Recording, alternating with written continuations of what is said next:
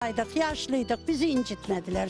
Sağ olsunlar. Sizin isteğiniz doğrultusunda yaptılar mı? Her şey isteğim doğrultusunda oldu. Allah ömürlerini uzun eylesin çocuklarımın. İşler rast gelsin. Gidiyor. Vallahi gidiyorlar diye çok üzüldüm. Bugün yarın ev boş kalacak. İyi ki varsınız. İyi ki geldiniz. Doğan İnşaat, Türkiye'nin markası.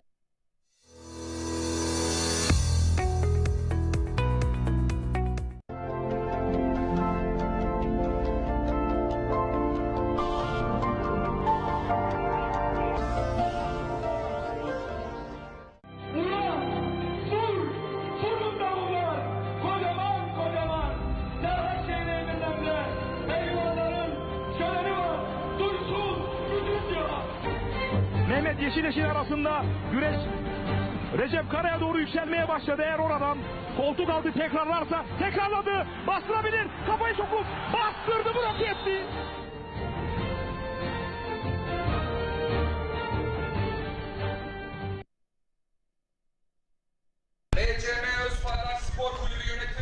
Hava sıcaklığı 23 santigrat dereceye kadar düştü. Tufan Güzel, Antalya, Kumluca. Evet, az önce Manisa'dan mesajlar geldi. Dilim sürçtü, hepinizden özür diliyorum. Yine Manisa'dan çok değerli bir büyüğüm. Kefaettin Öz abim iyi yayınlar diliyor. Kalp kalbine karşıdır demiş. Değerli büyüğüm, canım abim.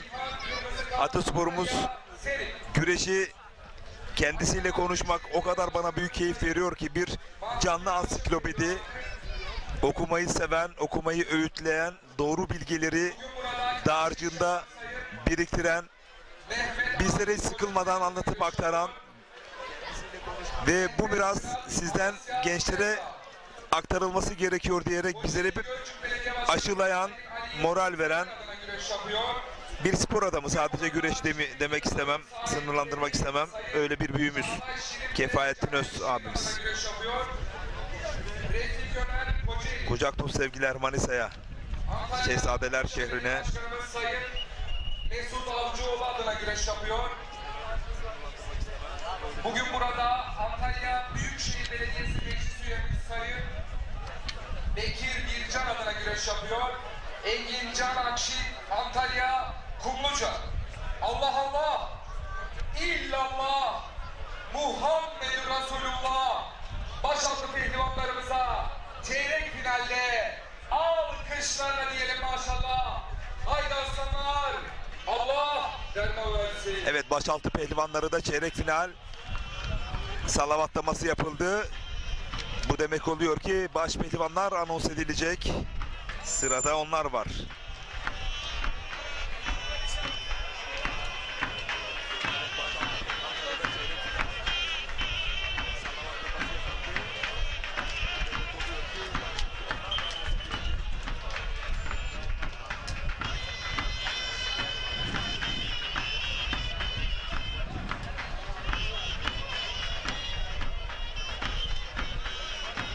Evet değerli güreş severler, Türkiye'nin en genç güreş ağası, 3. 2.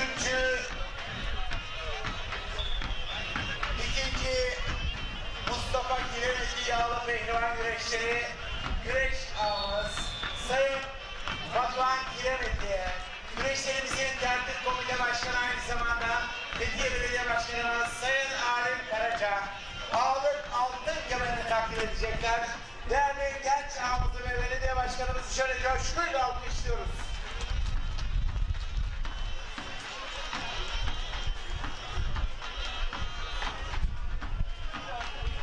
Evet, giyinmesi yenilerine giysi yakışır.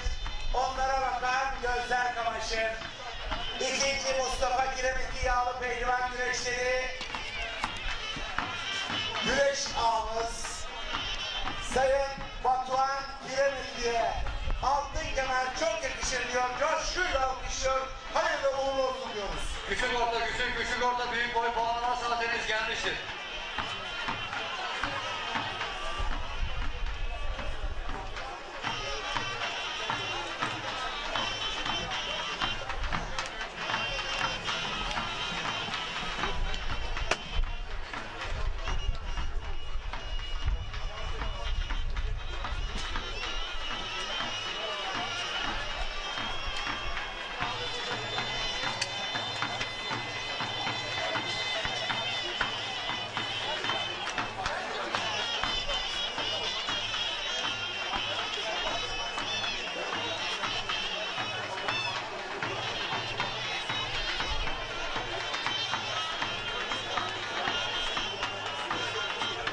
Evet, hayırlı uğurlu olsun diyoruz.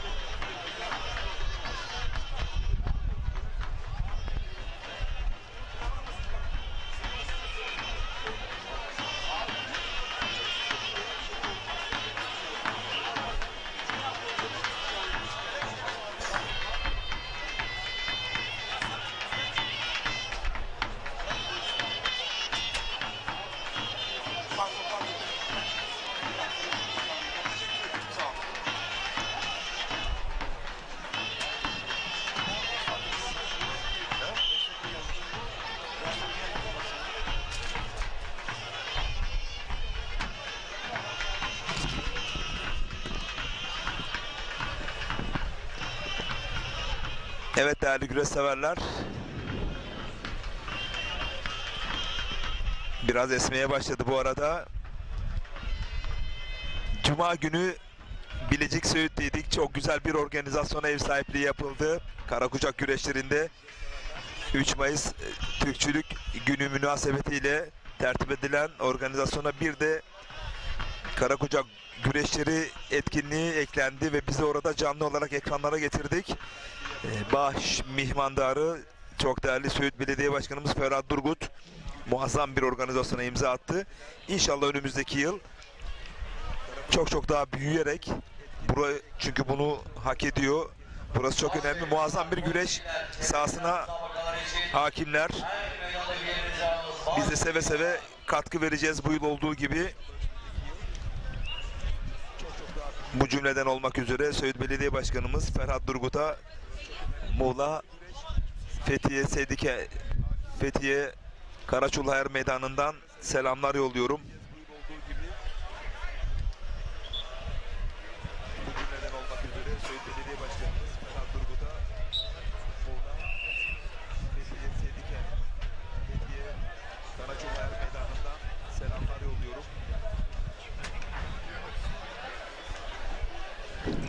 Evet, baş pehlivanlar çeyrek final için anons edildi. Bir baş pehlivanımız şu anda yerini aldı, bakıyoruz. Yıldıray Akın ilk gelen baş pehlivanımız.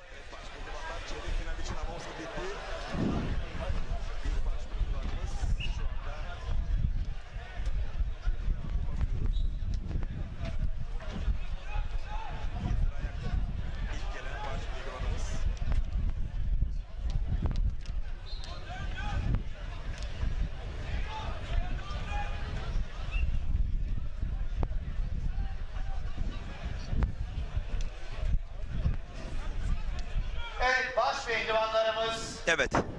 her meydanındaki yerlerinizi alınız.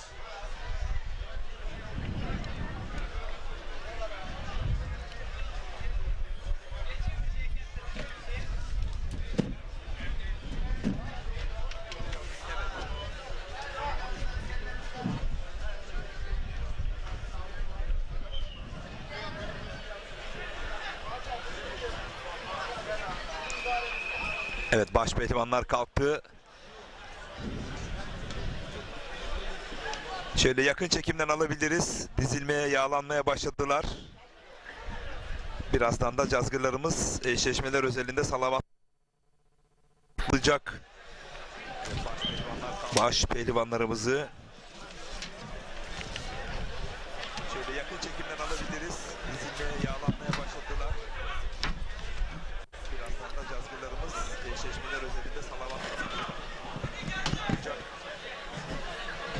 Fatih abi. Deniz.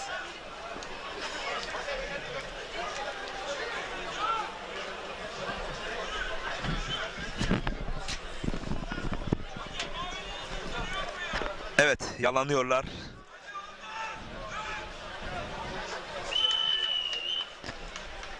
Bakalım erken saatlerde başlamış olduğumuz bu zorlu güreş serüveninde günün anlam kazanabilmesi adına baş pehlivanlarımızdan kim ya da kimler podyumun bir basamağına uzanmış olacaklar. Bugünün anlam kazanabilmesi için mücadelelerin podyumdaki ellerini almalarını bekleyeceğiz. Ve sözü cazgırlarımıza bırakalım. Baş pehlivanlık güreşlerinde çeyrek final müsabakası. Podyumdaki ellerini almalarını. Antalya Büyükşehir Belediye Başkanımız Sayın Muhittin Böceğin pehlivanı. Bugün burada CTM Madencilik Çetin Mermerleri Yönetim Kurulu Başkanı, Antalya Elmalı Yağlı Pehlivan Güreşleri rekortmen güreş ağamız Sayın Hakan Çetin adına güreş yapıyor. Yine Naz Oteller'in sahibi Sayın Mesut Dime teşekkürlerini sunuyor. Mustafa Batu, Antalya Odabaşı. 10, 11, 12 Mayıs tarihlerinde tüm güreş severleri Manavgat Er Meydanı'na davet eden çok değerli Manavgat Belediye Başkanımız Sayın Niyazi Nefi Kara adına güreşiyor. Aynı zamanda 2024 yılı ana sponsor olan çok değerli büyüğümüz Antalya Barsak'ta faaliyet gösteren Gönül İnşaatleri, Gönül Gayrimenkulleri, Gönül Otomotivleri Yönetim Kurulu Başkanı değerli büyüğümüz Sayın Ali Abay adına güreşiyor. 2011, 2012, 2019, 2021 yılları Türkiye Cumhuriyeti Baş Pehlivanı Ali Gürbüz, Antalya Korkuteli. Sakarya Akyazı Belediye Başkanımız Sayın Bilal Soykan adına güreş yapıyor. Er meydanlarının genç baş pehlivanı. Bugün burada Denizli Beyaz Belediye Başkanımız Sayın Sezai Bütün adına güreş yapıyor. Serdar Yıldırım, Sakarya Karapürçek. Antalya Büyükşehir Belediye Başkanımız Sayın Muhittin Böceğin pehlivanı. Bugün burada Antalya döşeme altında faaliyet gösteren Aydın Balık Ağları Yönetim Kurulu Başkanımız Sayın Aydın İnce adına güreş yapıyor. Cengizhan Şimşek, Antalya Serik. Kocaeli Büyükşehir Belediye Başkanımız Doçent Doktor Sayın Tahir Büyükakın adına güreşiyor. Hüseyin Gümüşalan, Kocaeli.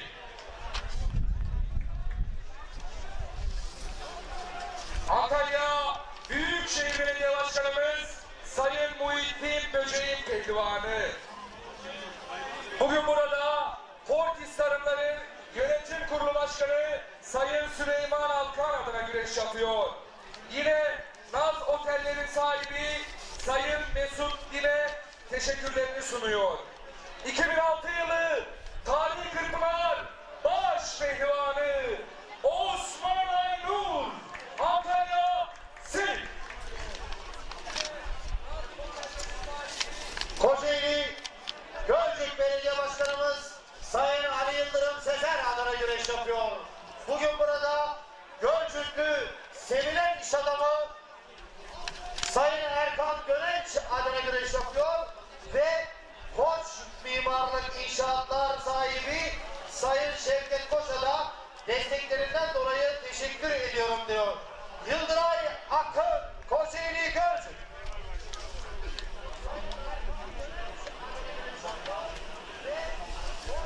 Antalya Muratpaşa Belediye Başkanımız Avukat Sayın Ümit Uysal'ın pehlivanı.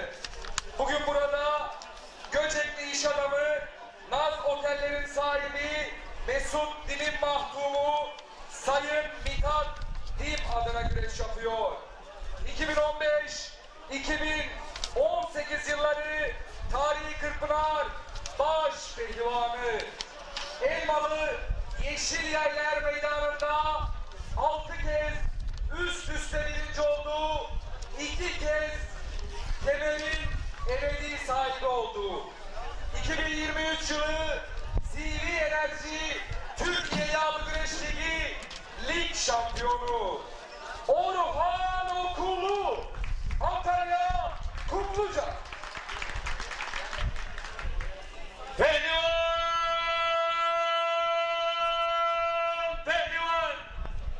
Bizler adamların, koca Yusufların, kurt develerin, Kenan İçoğlan'ın torunlarıyız.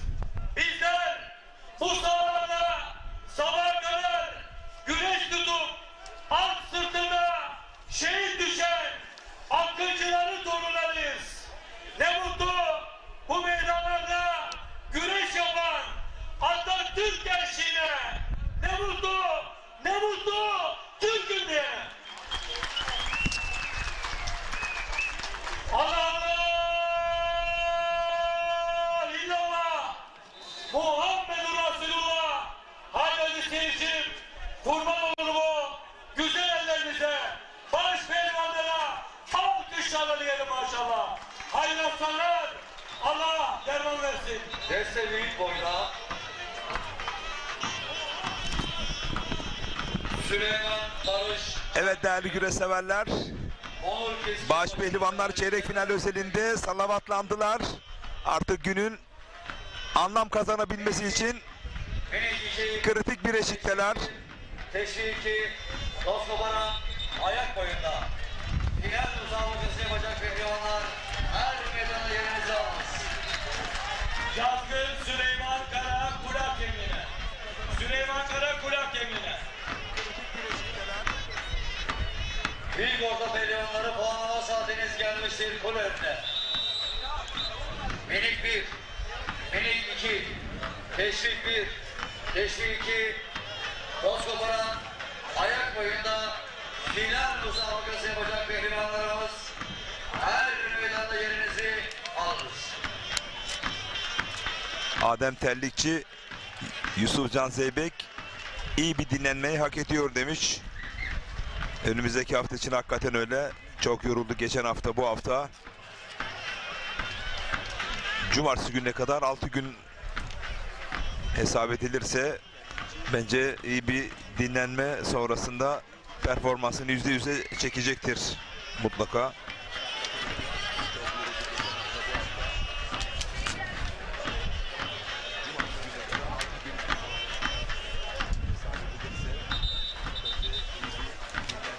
Cengiz Han Şimşek hakikaten çok güçlü duruyor.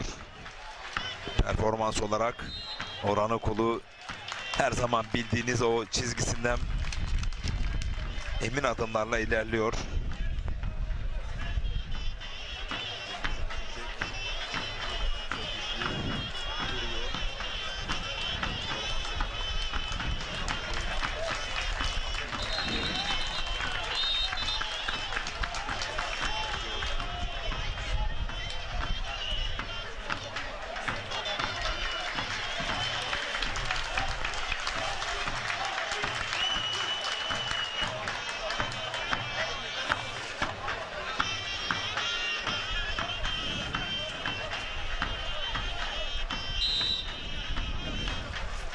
Hakan Avcı Güreş hangi kanalda diye yazmış.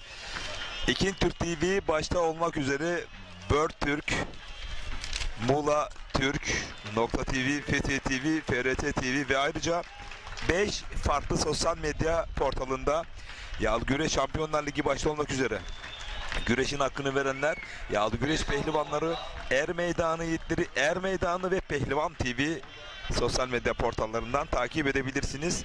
Bugün çok geniş bir canlı yayın ağı kurduk. Fethiye'ye, Karaçulha'ya yakışır bir yayın ağı kurduk.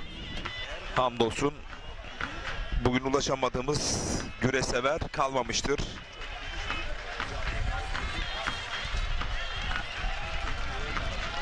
Yorumlarınızı, mesajlarınızı yollayın, yer verelim. Öngörüleriniz, yarı finale kim ya da kimler kalır? İbrahim Temel Gülay, Şimşek mi çakacak yoksa Yıldırım mı çarpacak demiş. Güzel bir yorum. Bakalım Serdar Yıldırım'la Cengizhan Şimşek, hani el bombası nasıl patlayacaklar belli değil.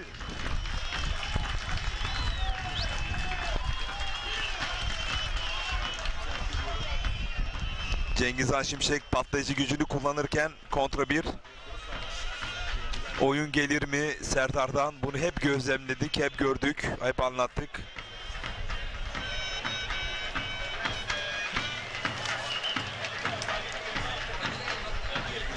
Hüseyin Gümüşalan ekranlarda.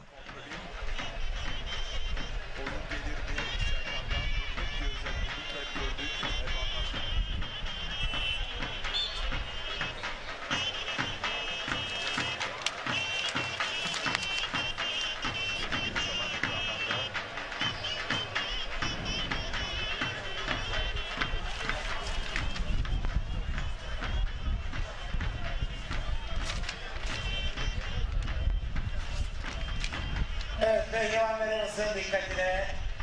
Oylarında dereceye giren pehlivanlarımız madalya seremonisi için kısmetleri... Faruk Türk iyi yayınlar diliyor. Pehlivanlarımıza önemli arz olur. Tüm pehlivan kardeşlerimize sakatlıksız bir sezon diliyorum. Sakatlığın olmadığı bir sezon demiş. Teşekkür ediyorum Faruk Türk.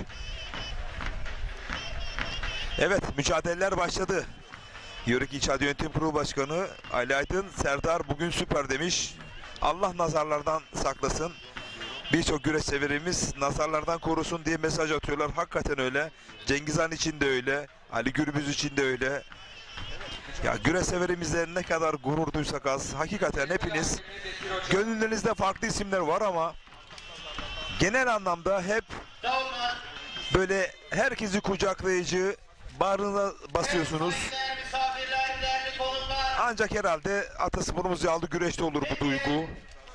Karaçulha yağlı pehlivan güreşleri Er Meydanı'nda Fevzi Çakmak iyi yayınlar diliyor. Teşekkür ediyorum değerli dostuma.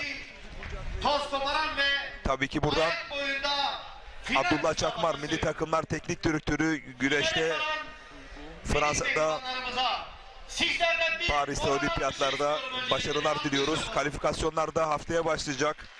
Allah derman versin serbestçi milli takım güreşlerimize de. Evet, çeyrek finaller başladı. Yarı finale ilk kim ismini yazdırır? Mesajlarınızı Ekin Türk TV sosyal medya portalına yollayabilirsiniz. Buradan yer verebilirim değerli güreş severler. Hüseyin Gümüşalan mı, Osman Aynur mu, Orhan Okulu mu, Yıldıray Akın mı? Cengizhan Şimşek mi, Serdar Yıldırım mı, Ali Gürbüz mü, Mustafa Batu mu? Evet, çeyrek finalde bu izlemiş olduğunuz baş pehlivanlar ilk turdan itibaren bakın kimleri yenmiş hızlı bir şekilde. Şener Sar hocam bunları sizlere bilgilendirecek.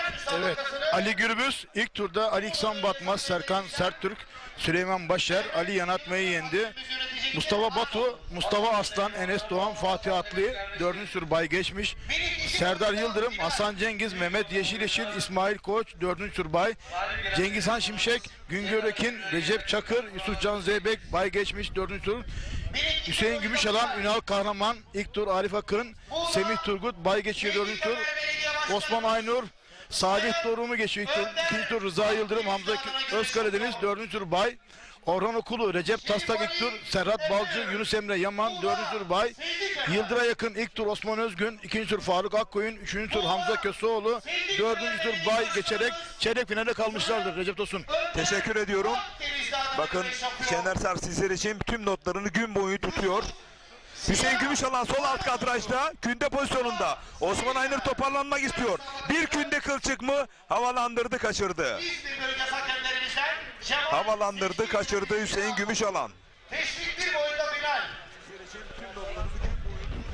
Antalya Döşeme adlı belediye başkanımız Sayın Menderes Tan adına güreş yapıyor.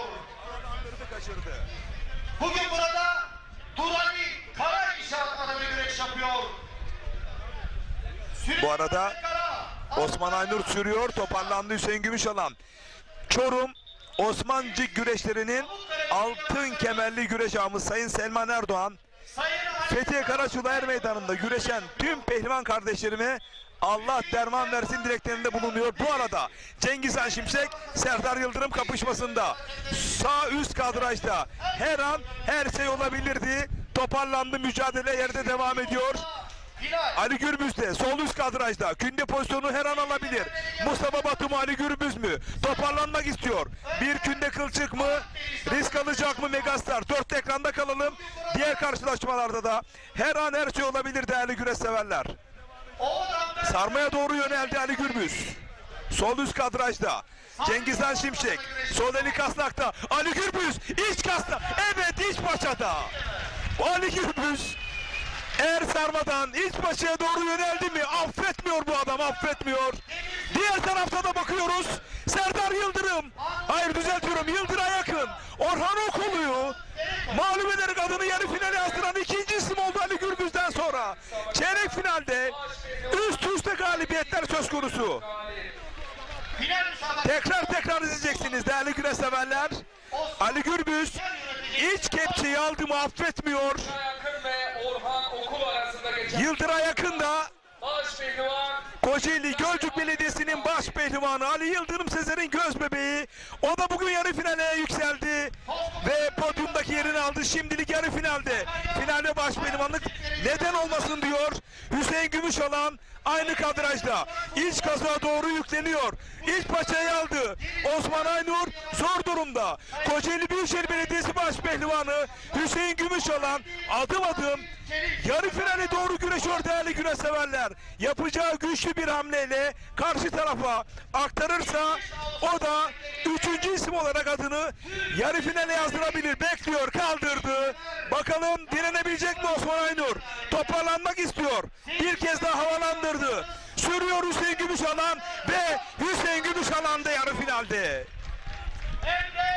Ali Gürbüz'den sonra Yıldır'a yakın. Yıldır'a yakından sonra da Hüseyin Gümüşalan Fethiye Karaçula Er Meydanı'nda yarı finalde ve şimdi çeyrek finalde günün maçında. Kürşat Şevki Korkmaz, düzeltiyorum, Kürşat Şevki Korkmaz'a da selamlar.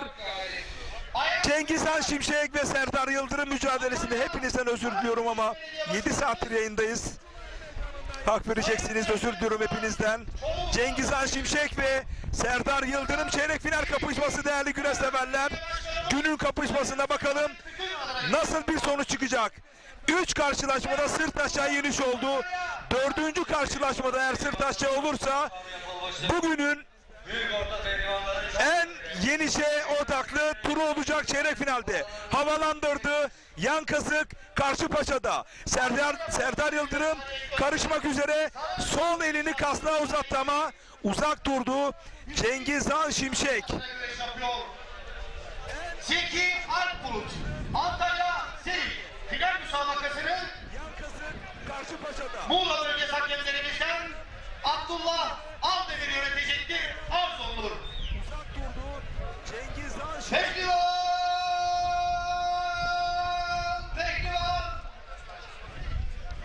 Çarşıdan aldım birinci. Karşı yöne doğru dış kasağa doğru yöneldi ama toparlandı Serdar Yıldırım. Bakalım bunlardan hangisi birinci olacak? Aynı şekilde altın altında Yusufcan Zeybek de Kontrollü kalkmayı çok denedi ama hiç boşluk bırakmadı Cengizhan Şimşek. Oralardan kas kanadına çok iyi yöneliyor Cengizhan Şimşek. Bu pehlivanlarımıza alkışlar sizlerden can. Gerçekten güzel mücadele. Serdar Yıldırım buraya kadar müthiş mücadeleler yaptı. Yine çeyrek final müsabakası da Cengizhan Şimşek'te kor gidiyor. Her an her şey çıkabilir Recep Eğer Tosun. bu eşiği de atlarsa bu Serdar Yıldırım'ı bu yıl önünde kimse duramaz. Kesinlikle katılıyorum size Recep Tosun. Allah devam versin. Cengizhan Şimşek zaten rüştünü ispatlamış bir baş pehlivan. Gerdanlamadan yükleniyor, düdük çaldı çayır hakemi. Müsaade etmediği gerdanlamaya. Mücadeleyi ayakta sürdürecek mi bakalım. Soldan sarmadan bir anda gerdanlama ve mücadele ayakta devam ediyor. Çeyrek finalde günün kapışması. 26 Haziran 2024 Soluna doğru dalmak istedi. Uzak kaldı. yapılacak olan Karşılıklı bileklerden blokladı iki baş pehlivan da. Bir anda dalmak istedi. Koltuk altından Serdar Yıldırım. Kol bastıdan Cengizhan Şimşek. Evet, Cengizhan Şimşek buralarda el becerisi çok güçlü, çok maharetli. Küçük orta Serdar Yıldırım'ı bir kez daha altına aldı. her meydandaki yerlerinizi alın sayın aslanlar. Çok acele meydanda. Cengizhan Şimşek buralarda el becerisi. evet minik 1, minik 2, teşvik 1, teşvik 2 boyunda üçüncüler Dış kasnaktan çok güçlü bir şekilde yaydırdı. kürsünün yanına Bakın daha farklı bir açıdan kadrajdan da ekranlara getirdik. teşvik 1, teşvik 2 boyunda dereceye giren üçüncü pehlivanlarımız Pehlivanlarımızın hepsi canımızdır. Hiçbirisine kıyamayız demiş. Doçent Doktor Harun Şahin hocamız Ankara'dan. Değerli hocama çok teşekkür ediyorum. Değerli güreş severler, Harun Şahin Türk Dil Kurumu'nun başkan vekili değerli hocam. Bir güreş aşığı ve güreş sevdalısı. Küçük orta büyük Hakikaten çok acele. güreş aşığı. Aynı zamanda da kayınpederi Ali Kaplan ve kayınvalidesi Fadime Kaplan Karaman'da heyecanla izliyorlarmış. Hürmetle ellerinden öpüyorum. 31. Yoldaydım, yeni televizyonu açabildim demiş. Değerli Harun hocama kucak dolu sevgiler Ankara'ya. Cengizhan Şimşek baskısına devam ediyor. Soldan dış kasıkta enseye baskı uyguluyor. Şu ana kadar Cengizhan Şimşek'in tüm baskısına direndi Serdar Yıldırım. Cengizhan Şimşek. Ben bugün iki baş pehlivanı da gerçekten çok beğendim. Cengizhan'ın yapmış olduğu oyunlar çok akıllıca, bilgili. Ve yine kas kanadına doğru bak bir hamlesi söz konusu olacak. Evet, oradan kafaya dönecek. Çok güçlü yapıyor bunu Cengizhan Şimşek. Bakın gerdanlamaya doğru yöneldi. Ama hemen hakem az önce müdahil olduğu gibi tekrar hemen orada. Ben o çayır hakemini çok beğendim. Çok güreşin içerisinde.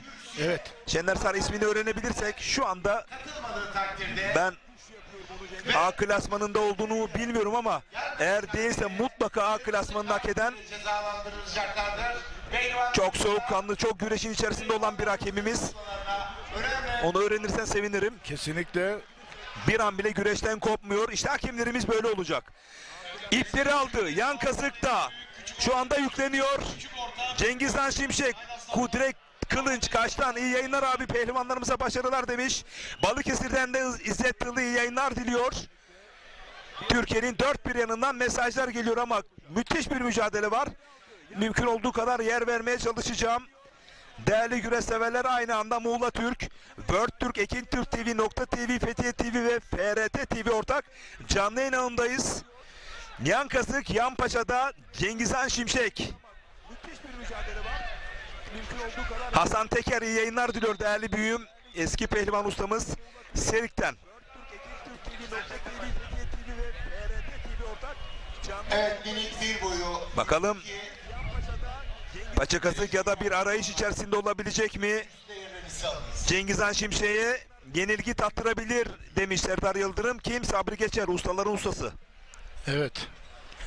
Serdar ne zaman ne yapacağı belli değil. yani kuvvetle esneklik arasında bir koordine var burada. Yani Serdar çok esnek. Her an Cengiz Han kuvvetiyle altta kalabilir. Ali Coşkun uçak geçme yeleğinden iyi yayınlar diliyor. Er Meydanı İtleri sosyal medya portalı yöneticimiz Kıymetli konuklarımız, Cengiz Çapkın, değerli komiserim, iyi yayınlar diliyor. Teşekkür ediyorum.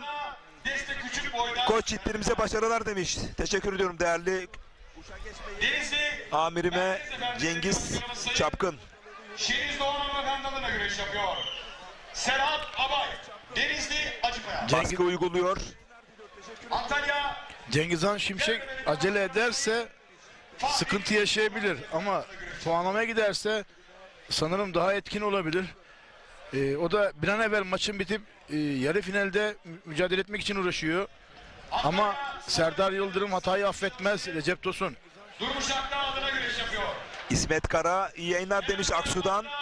Dedem İsmet Kara'yla birlikte izliyoruz demiş. Hürmetle ellerinden öperim. Mahalle muhtarı, Soldan yaydırdı. Oradan sarmayı taktım, merak ediyorum değerli yönetmenim. Başka bir açı var mı? Sol ayağa sarmayı taktı mı? Hayır, takamamış. Gözüken o. Sağdan vurdu sarmayı. Bel sarmasına doğru yöneldi. Oradan kleyi deniyor, toparlandı. Sağlı sollu klelerden sarmadan büyük baskı kurdu Cengiz Han Şimşek Serdar Yıldırım'a. Değerli güreş severler, Serdar Yıldırım eğer buradan da kurtulursa var ya, apayrı bir yöne evrilecek bu mücadele. Recep Tosun, Serdar Yıldırım'ın en hassas yeri.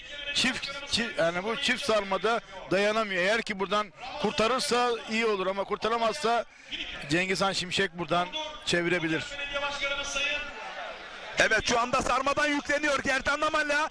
Çay hakemi net bir şekilde düdüğü çaldı. Buraya kadar dedi Cengiz Han Şimşek. Ben buradayım, her zaman da olacağım mesajını veriyor. Kurulu Başkanı Sayın Serdar Yıldırım'ın bir serzenişi söz konusu. yine bugün burada Cengiz Han Şimşek zor başladığı çeyrek finalde o bıyıklarını da, terlemiş bıyıklarını da. İşte bakın burada çok güçlü bir baskı ortaya koydu. Evet, işte bu hamlesinde güreş yapıyor. Yine bugün burada evet, Antalya'ya karşı çay hakemi net bir şekilde inanarak düdüğü çalmış. Ve yarı final şekillendi değerli güreş severler. Şekillendi. Aslan, Şehzade Kimler var kimler? Amasya, Serdar Yıldırım Bey, İllallah, Ali Gürbüz, Resulullah, Hüseyin Gümüşalan, Cengiz Han Şimşek, Serdar Yıldırım Yıldıray Akın. Evet, bakın bu 11 numaralı hakemi ben çok beğendim. Şener Sar Cengiz Han kimse, Şimşek galip. bakın evet, burada bir baş pehlivan göbeği yıldızı gördüğünde onu inanarak çaldı. Antalya, Ben bu hakemi çok beğendim, 11 numara. Bence o biri silelim, 1 numaraya doğru emin adımlarla ilerliyor. Termosos Madencilik ve Öbür deminki açı güzeldi değerli yönetmenim. Bu Ali Gürbüz'ün, evet, şimdi Ali Gürbüz'ün o yarı finale kaldıkları anların o son anları çeyrek finalde, bakın iç kepçeyi aldığında ayağıyla da Mustafa Batu'yu net bir galibiyetle Ali Gürbüz Megastar yarı finalde. yine bugün burada Demre, Şimdi evet, Orhan Okulu Yıldıray Akın mücadelesinde de bakın paça paçaya bir anda sağdan tırpanı yetiştirmiş Yıldıray Akın, Orhan Okulu'yu açmış ve adını yarı finale yazdıran ikinci isimdi Yıldıray Akın ve Hüseyin Gümüşalan iç kasık ters paçada. Bakın Osman Aynur'u çok güçlü yakalamış Hüseyin Gümüşalan. Serhat Atalay, Antalya, Buradan yüklendi ve sırt aşağı yenerek adını o da yarı finale yazdırdı. Melih Özdemir, Manisa, Kula. Burada adımlama olayını çok güzel yapmış Hüseyin Gümüşalan. Doğru olan teknikte bu Recep Tosun. Ve Cengiz Han Şimşek'in Serdar Yıldırım'ı açtı. Başka bir açı vardı değerli yönetmenim Fatih Bedir. Eğer onu bulabilirsek, bu açı değil, öbür taraftan bir Allah Allah, zengin bir Muhammed Resulü, kamera yönlerimiz var. Burası mıydı? Bakalım. 23 numaralı hakemimiz sanırım çekilecek buradan. Evet, göğsü, göbeği, gökyüzünü görmüş mü? Burada çalmıyor. Bir hamle daha yapacak. Evet, gerdanlamada mı? Şener Sar, evet, gerdanlamada. Evet. Boğazında değil ama çenesinde. Kesinlikle faul yok. Kesinlikle faul yok Şimdi Recep Tosun. ben Net. Serdar'ı ne kadar net sevdiğimi bilen bilir. Tamamen çenesinden çok net bir Süleyman Şahin adına gerdanlama yapmış. Erol Bursa, Nizami yani. Korkuteli. Burada Antalya, bir şey yok. Su Belediye Başkanımız, Yusuf kalender yazmış. Ali Gürbüz Cengizhan Şimşek kapışması olursa vay anasını demiş. Geçen haftayı karıştırmayın beyler. Kusura bakmayın. Onlar abi kardeş usta çırak. Kimse burada hamaset yapmasın. Kimse burada güreşimizi, atasporumuzu böyle kaotik ortamlara sürüklemeye kalkmasın. Çayırda kalır, çayırda biter. Öyle değil mi Şener Sağ? Kesinlikle. Kimse kimseye düşman değil. Kesinlikle değil yani. Bizim ataspor. Ali Gürbüz Cengizhan Şimşek'in abisidir. Evet. Cengizhan Şimşek de Ali Gürbüz'ün kardeşidir. Sahada gerginlik olabilir ama dışarıda Barışırlar tekrar bu kadar yani. basit. O sahada Bunu lütfen kaşımayın, tırmalamayın. Altında kalırsınız size söyleyeyim. Bizim atasporumuz bu denli önemli. Alt boyların mücadeleleri var. Onları da ekranlara getirebiliriz değerli yönetmenim. Yakın ikiye bölerek de olabilir. Antalya Kemer Belediye Başkanımız Sayın Necati. Yarı finalde bakalım kim kimle eşleşecek. Kurallar birazdan çekilecek. Evet. Şu anda Türkiye Geleneksel Güreşler Federasyonumuzun anlık, sadece biz değil bakın, siz de şu anda evinizde akıllı telefonlarınızdan ya da bilgisayarınızdan siteye girip anında Fethiye Yağlı Pehlivan güreşlerinin eşleşmelerini an ve an liste halinde kim kimi yenmiş, hangi turda yenilmiş, hepsi ama hepsi dijital olarak kayıtlarda. Karabürsel Belediye Başkanımız Sayın Ahmet Çalık. Ben burada Serdar Yıldırım'ı gözlerinden öpüyorum. Çok güzel mücadele yaptı. Elinden gelenin bütün her şeyini verdi. Tebrik ediyorum. Onun gibi genç baş pehlivanları gözlerinden öpüyorum. Sinan Yıldız. Yani bugün gerçekten müthiş mücadeleler izledik. Hepsini tebrik ediyorum Recep Tosun. Burhan Nakliyatlar sahibi. Özel Harekat Birliği'nden değerli komutanım Şahin Açar iyi yayınlar diliyor. Tüm güreşçi kardeşlerime selamlar demiş. Koca Yusuf Hüseyin'e başarılar demiş. Şahin Acar değerli komutanıma. Evet, alt boylarda da mücadeleler var değerli yönetmenim. Onları da ekranlara getirelim. Gençlerimiz yarı finallerde mücadele ediyorlar.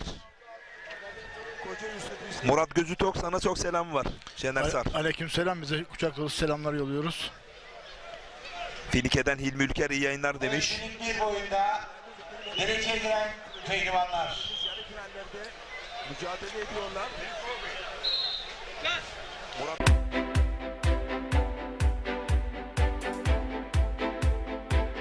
Evet, 510 metrekare parsellerimizin her birisi 399.000 TL. Tapu masrafı yine bize ait değerli izleyenler. Ekin Gayrimenkul, Ekin TV ve Radyo Ekin güvencesiyle. Şu anda hemen arayın. Burada 41 parsel var. Belki bir ayda bitecek, belki 10 günde bitecek. Çünkü konum olarak güzel. Şu anda ben Kadastro yolunun üzerindeyim. Kadastro yoluna cephe. Evet, baktığımız zaman Evreşe beldesine yaklaşık 10 dakika mesafede ve Bayram-içi köyüne de yaklaşık bir 3-4 dakika mesafede. Güzel konumda dediğim gibi, manzarası güzel. 0212 594 4 594 telefon numaramız. 0212 594 4 594. Arayın, bilgi alın, yerinizi ayırttırın. Ücretsiz servislerimiz var. Her pazar Beylikdüzü'nden saat 11'de Cumhuriyet Durağı'na yakın ofisimiz var. Ekin Gayrimenkul, oradan kalkıyoruz. Gelin, yerinizi ayırttırın. 0212 594 4 594. Evet, numaramızı verdik değerli izleyenler. Şu anda bunun tanıtımı radyomuz Radyo Ekin 94.4'te Ekin TV ekranlarında dönmeye başladı. Bu projede de yerinizi almak istiyorsanız, kazançlı bir alışveriş yapmak istiyorsanız Ekin Gayrimenkul'ü tercih etmenizi öneriyorum. Pazar günleri ben de geliyorum. Sunumda yine ben de varım. Tapuda ben de varım. Ne yapıyoruz? Geldiniz diyelim. Pazar günü beğendiniz. Yeri hoşunuza gitti. Bu sesler zaten dediğim gibi huzur veriyor. Hemen pazartesi girişlerimizi yapıyoruz. Çarşamba günü tapunuzu Gelibolu Tapu Dairesi'nden alıyorsunuz. Tekrar ben numaramızı vermek istiyorum. 0212 594 4 594. 510 metrekare. Evet, her birisi 510 metrekare. Bir hayal kurun. Buraya bir bungalov olduğunu düşünün. Doğa evi düşünün ve bahçeniz, geniş bir bahçeniz var. Burada çoluk çocuk geldiniz, pikniğinizi yapıyorsunuz. Gerçekten tam bir köy havası, Anadolu havası. Özellikle bu kaynak suyu muhteşem bir tadı var. Bunu ben anlatıyorum. Geldiğiniz zaman diyeceksiniz evet aynen öyle. Ulaşım çok kolay. Dediğim gibi Evreşe Beldesi de bundan önceki projemizde orada da satışlarımız oldu, alanlar oldu, kazananlar oldu. Evreşe Beldesi'ne 10 dakika mesafede, Bayramiçi köyüne, yani burası Gelibolu Bayramiçi köyü. Köye de yaklaşık bir 5 dakika mesafede arabayla. Arazinin başına kadar arabalarımızla gelebiliyoruz. İşte bu kadastro yolunun hemen yanında cephede 41 adet 510 metrekare var. Doğayla iç içe. Ağaçlar, oksijen, arka tarafımız orman. Buradaki manzara hiç kapanmayacak bir deniz manzarası var. Muhteşem dediğim gibi. 0212 594 4594. Ekran altında fiyatımız da mevcut. Ben de söylüyorum 399.000 TL. 0212 594 4594.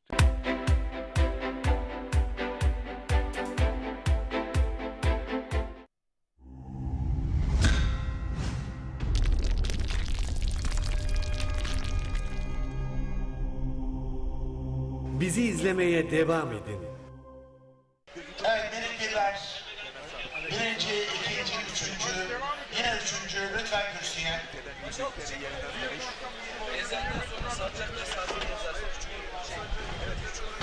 Bu arada değerli güreş severler,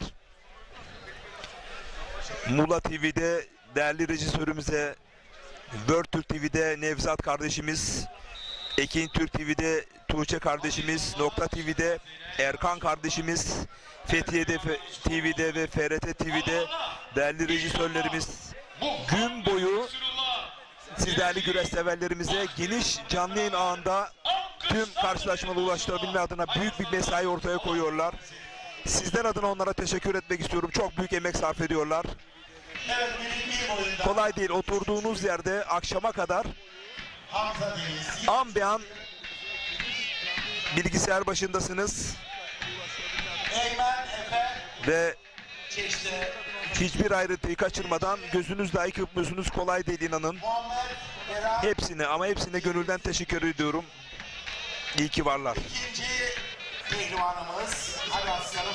Toz koparan ayak boyu. Güreşin hakkını verenler sosyal medya portalında çeyrek finaldeki karşılaşmaların tamamı şu anda sosyal medya portalında anında izleyebilirsiniz.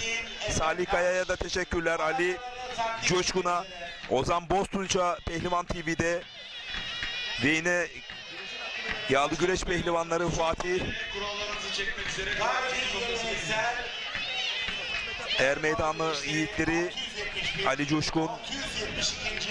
rekortmen güreş ağımız Sayın Hakan Çetin. Çetin Madencilik Yönetim Kurulu Başkan Vekilimiz Sayın Gökhan Çetin'i. Elmalı Belediye Başkan Yardımcımız Ebecim Mehmet, iyi yayınlar, televizyonda maçı cepten de güreşleri izliyorum demiş, Almanya'dan selamlar Mehmet Ebecim. Pehlivanlarımızın madalyonunu takdim etmek üzere davetimi arz ediyorum. Musa Orman'mış 11 numaralı hakemimiz Musa Orman. Ya bunu yazan Hasan Yumak, helal olsun sana. Teşekkür ediyorum. Bu hocamızı inşallah Kırkpınar'da yarı finali hak ediyor. Şimdi çeyrek finalde ama inşallah bugün de ona bir yarı finalde görev tevdi edilir. Teşekkür ediyorum. Pehlivanlarımızın başarılarını devam ediyoruz. Cetvel hakemlerimiz baş pehlivanlık kurallarını getirelim. Evet, baş pehlivanlar çeyrek final kurallarını çekmek üzere davet edildiler. Hadi bakalım. Yarı final Recep Tosun. Özür diliyorum. Yarı final. Teşekkür ederim Şener Sar.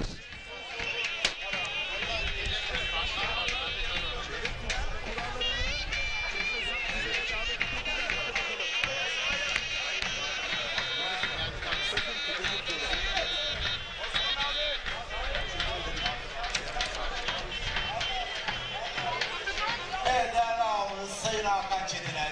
Zeki İlyas Yeten, Nedim Gürel yok muydu? Vardı ama bir sakatlığı vardı. Aynı zamanda Ankara Büyükşehir Belediyesi Zafer Taş Bilek Sivasspor Galatasaray maçını değil, güreşleri izliyoruz demiş. Değerli büyüme Sivas'a selamlar, saygılar Zafer Taş Bilek özelinde.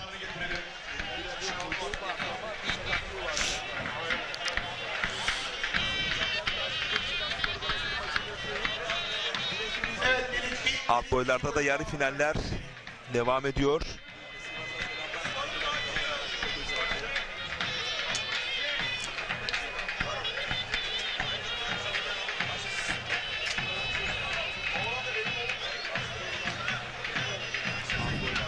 Bakalım yarı finalde kim kimle eşleşecek?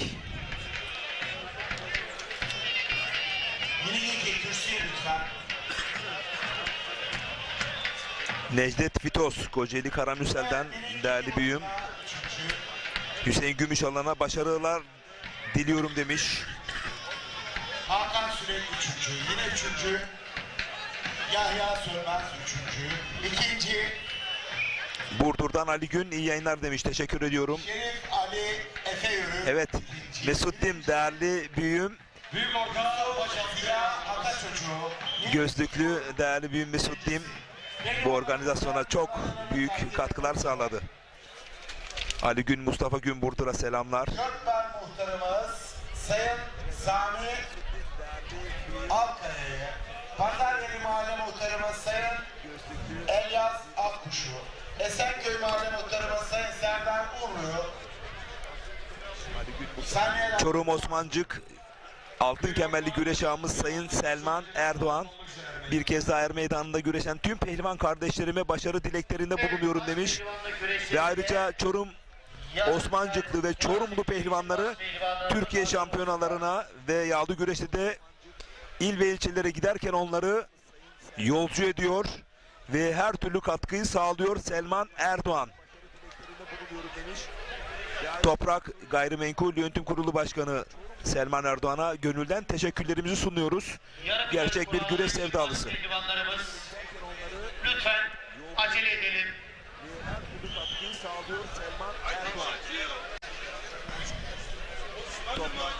Değerli güreş severler. Hocam.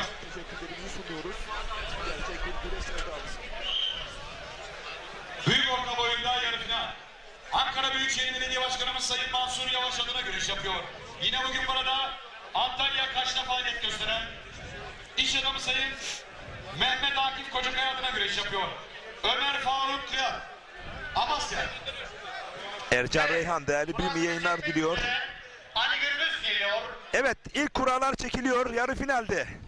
Haydi bakalım. Devamında Hayırlısı neyse, kısmet neyse o olsun. Önümüzdeki haftaki CV Enerji yağlı güreş öncesinde bakalım zirvede kim yer alacak? Ali Gürbüz geldi ama Cengiz Han anons edildi. Bakalım.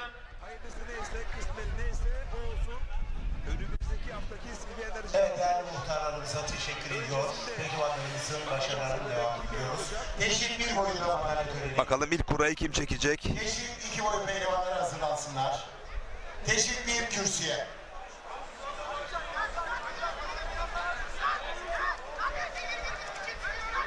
Evet, teşvik bir boyu pehlivanları kürsüye. Bakalım ilk kurayı kim çekecek?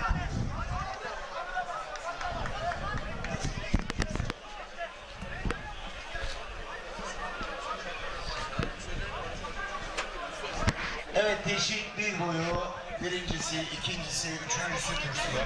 Teşvik bir boyunda üçüncü. İsmail Korkmaz üçüncü. İkinci. bir saniye Emir abi. Baş pehlivanlık yarı final müsabakasında 2 Antalyalı baş pehlivanımız, 2 Kocaeli'li baş pehlivanımız kaldığından dolayı karşılıklı kura çektiriyoruz. Bilgilerinize İşte MHK farkı. İşte Sayın İbrahim Türkiş Başkanımızın kurmaylarının dokunuşları. çekiyor. 1 numara. 1 numara Ali Gürbüz, evet. Cengiz Han Şimşek kurası. 3 ya da 4'ü çekecek, evet. 3 numara. Evet. Şimdi bakalım çapraz kurada Ali Gürbüz'ün rakibi kim olacak bakalım. Alan kurayı çekiyor. 2 numara. Evet. Ali Gürbüz, Hüseyin Gümüşalan, Cengiz Han Şimşek, Yıldıray Yakın kapışması. Eşleşmesi. Çok acele kürsüye. Haydi bakalım. Pehlivanlarımızın madalyalarını... Allah derman versin. Değerli güreş severler, siz de içinizden şöyle bir dua edin. Sakatlıksız bir yarı final geçirelim. Şöyle Ali Gürbüz'ü, Cengiz Han'ı, şöyle baş pehlivanlarımızı, Hüseyin'i ekranlara alabilir miyiz? Değerli yönetmenim, yüz ifadelerini görmek istiyorum. Evet, hemen kritiğe başladı Hüseyin Gümüşalan. Türkiye Adı Güreşi'nin Koca Yusuf lakabı Hüseyin Gümüşalan'ı, Kocaeli Büyükşehir Belediyesi'nin baş pehlivanı Kırkpınar'da altın kemere göz kırpıyor. Şu anda sanırım dışarıya doğru adımlıyor. Evet. Biraz soluklanacaklar.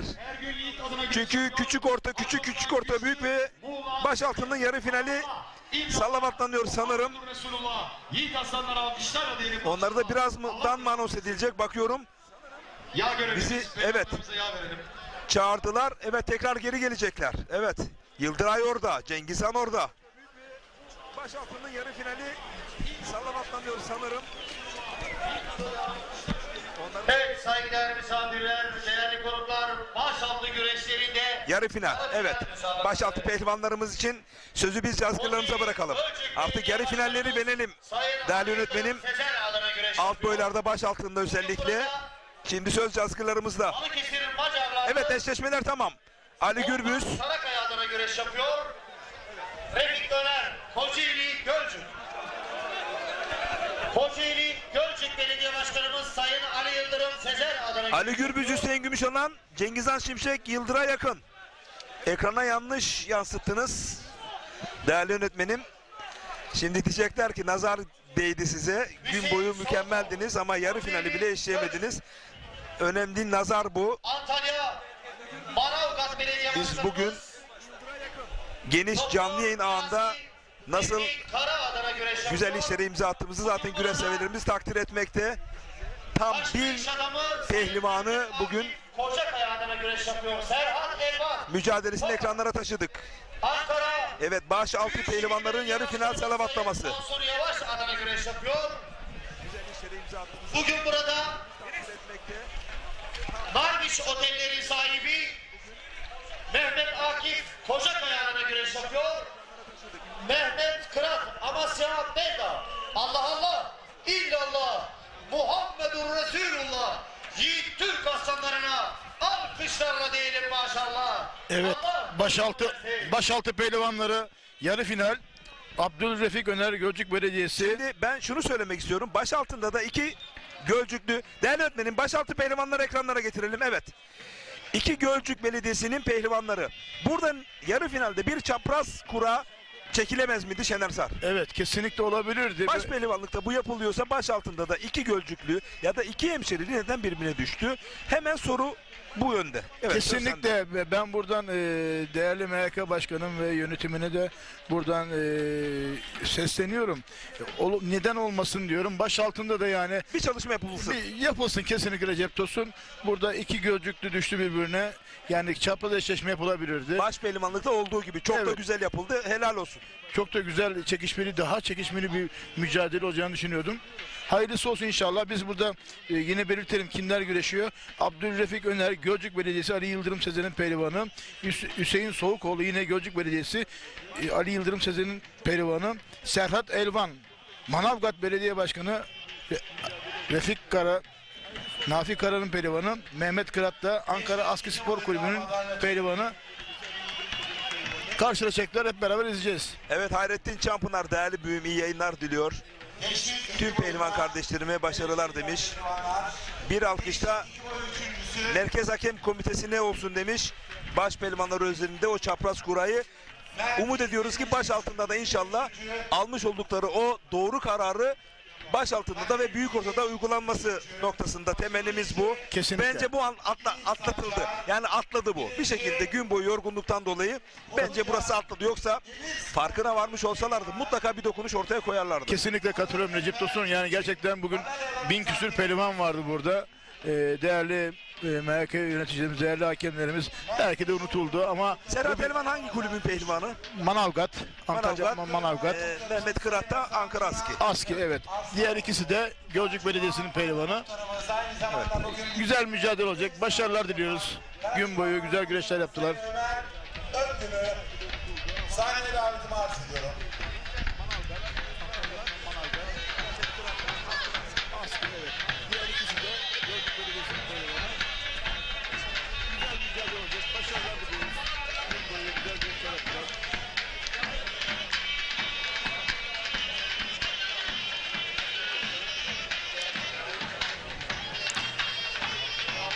Yine alanda büyük ortada da Ömer Faruk Kırat kardeşi, o da Ankara Aski. İlker Durmuş, eski arkadaşımız, dostumuz, eski rakibimiz Durmuş'un oğlu. Yine Mustafa Ölmez Ankara'dan. Yine Muğla Fethiye'li Alparslan Güçlü yarı final yapıyorlar şu anda meydanda değerli seyirciler. Harika, evet. Ekranları alalım değerli yönetmenim.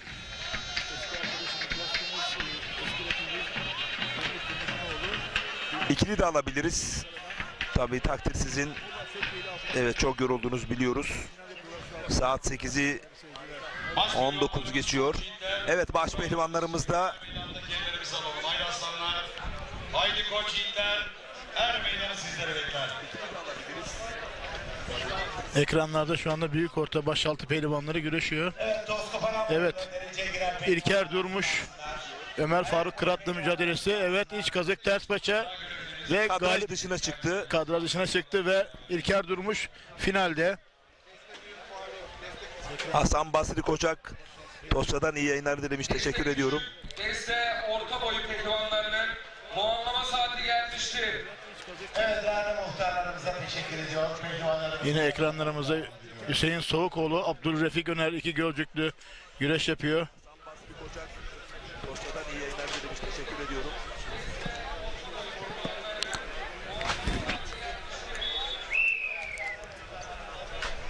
Evet. Finalist Hüseyin Soğukoğlu Abdülrefik Öner'i yendi.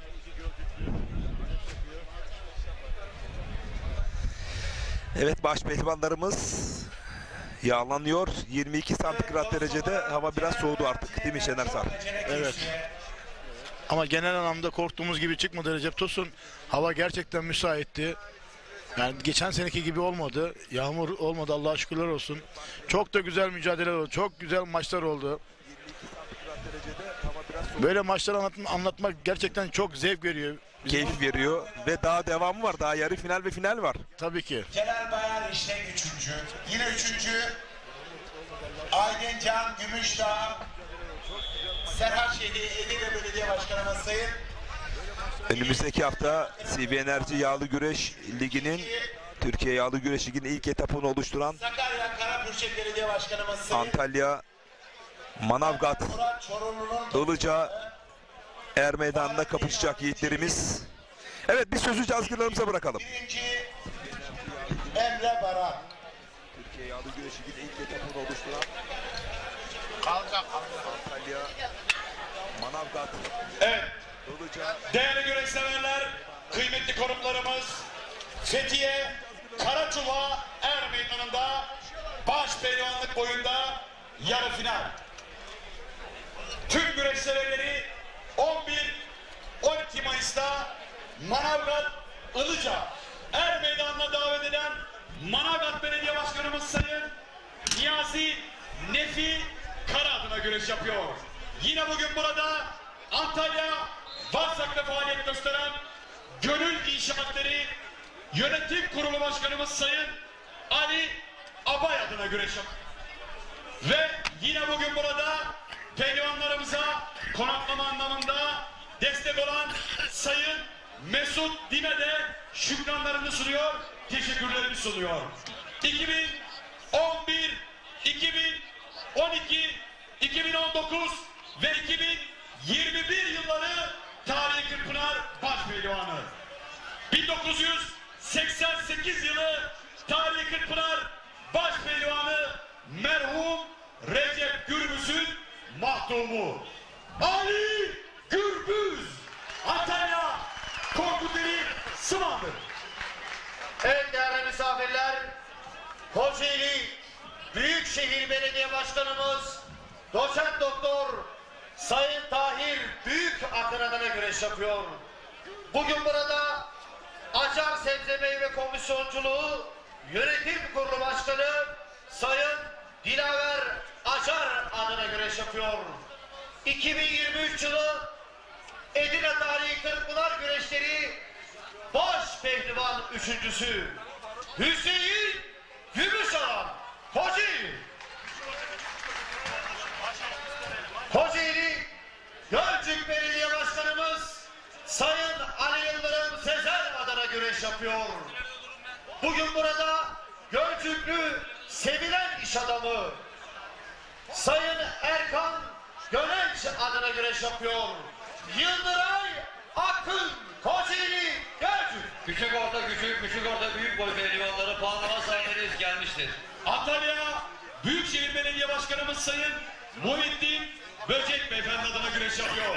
Yine bugün burada Antalya döşeme altında faaliyet gösteren Aydın Balık Ağları Yönetim Kurulu Başkanı Varsaklı Aydın İnce adına güreş yapıyor. Ve Antalya Kepez Belediye Başkanımız Sayın Mesut Kocagöz'e de şükranlarını ve teşekkürlerini sunuyor. Cengizhan Şimşek Antalya Sim yarı final müsabakasını Muğla bölgesi hakemlerimizden Abdullah Aldemir hocam yönetecektir. Ve yine yarı final müsabakasını Akhisarlı merhum Arap Mustafa Yıldız Pehlivan'ın çırağı Muğla bölgesi hakemlerimizden Ramazan Çınar yönetecektir arz oldu. Evet değerli güreş severler, değerli konuklarımız. Valla baş pehlivanlar sallamatlanırken Şener Sar, şu fotoğrafı Kırkpınar'da görsen yarı finalde şaşırır mısın? Şaşırmam gerçekten. Güzel bir yarı final. Yani tek tek ele alsan şunlara ya kimleri yenmediler ki Recep Tosun şu ana kadar? Kimleri yenmediler? Rica edeyim ayağa kalkar mısınız? Bu alkışlar zat halinize ve kıymetli kurmaylarınıza. Bu anlamda sevgiler var. Yine hatırlatalım. Ali Gürbüz buraya gelinceye kadar ilk turda Ali İhsan Batmaz, Serkan Serttürk, Süleyman Başar, Ali Yanatma, Mustafa Batu'yu yendi. Hüseyin Gümüşalan, Ünal Kahraman, Arif Akın, Semih Turgut, Osman Aynur'u yendi. Cengizhan Şimşek, ilk tur Güngör Ekin, Recep Çakır, Yusuf Can Zeybek, Serdar Yıldırım'ı yendi. Yıldıray Akın, Osman Özgün, Faruk Akkoyun, Hamza Köseoğlu, Orhan Okulu gibi pehlivanları yenerek yarı finale geldiler değerli seyirciler.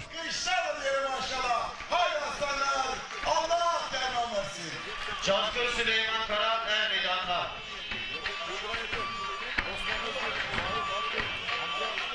Evet, baş pehlivanlar huzur peşrefinde yarı final mücadelesini edecekler. Biz şimdiden yarı finalde güreşecek baş pehlivanlarımıza başarılar diliyoruz. Allah kaza bela sakatlık vermesin diyoruz. Ali Gürbüz, Cengizhan Şimşek ekranlarda. Gerçekten MHK başkanımızı tebrik ediyorum. Buradaki hakemleri tebrik ediyorum. Baş yarı finalinde olması gerekeni yaptılar. Çapraz kura yaptılar. Ve 2 Antalya, 2 Kocaeli karşılıklı kura çekti. Seyirciler Muhtarlar Derneği Başkanımız Sayın Mehmet Güveli, Fethiye Büyük Birlik Partisi İlçe Başkanımız Sayın İsmail Tomba, Fethiye Belediyesi önceki dönem meclis... Fethiye Belediye Başkanımız Alim Karaca'yı gerçekten tebrik ediyorum. 10 numara organizasyon olmuş. Saha zemini, çevre düzenlemesi, seyircisiyle tüm ekibini yürekten tebrik ediyorum, kutluyorum. Fethiye Belediyesi en güzele layık diyorum. Çünkü böyle organizasyonlara ihtiyacımız var. İnşallah önümüzdeki sezon Fethiye Belediyesi'nin CV Enerji Güreş Ligi'nde görürüz. Bugün alt boydan, miniklerden tutun da başa kadar kıran kırana güreşler oldu. Müthiş mücadeleler oldu. Kemik sesleri çıktı neredeyse. Sakatlanan güreşçilerimiz oldu. Onlara geçmiş olsun diyoruz. İnşallah önümüzdeki hafta Manavgat'ta CV Enerji Güreş Ligi'nde bu musabakaların tekrar kapışması olacak. Tabii ki CV Enerji Güreş Ligi'nde puan usulü biliyorsunuz. Toplanan puanlar 6 lig güreşinden üzerinden Kırkpınar'a gidecek baş pehlivan veya diğer boylarda boy atlama durumu olduğu için onların toplanan toplam puanı üzerinden yükselme oluyor. Başa çıkma oluyor. Baş altına yükselme, büyük ortaya ve diğer boylarda yükselme oluyor. Kırkpınar'da yarışacak sporcuların sayısı bu lig güreşlerine göre belirleniyor. Ben İbrahim Türk İş Başkanımı tebrik ediyorum. Ekibini tebrik ediyorum. Gerçekten CV Enerji Güreş Ligi kurarak yağlı güreşe değer kattı.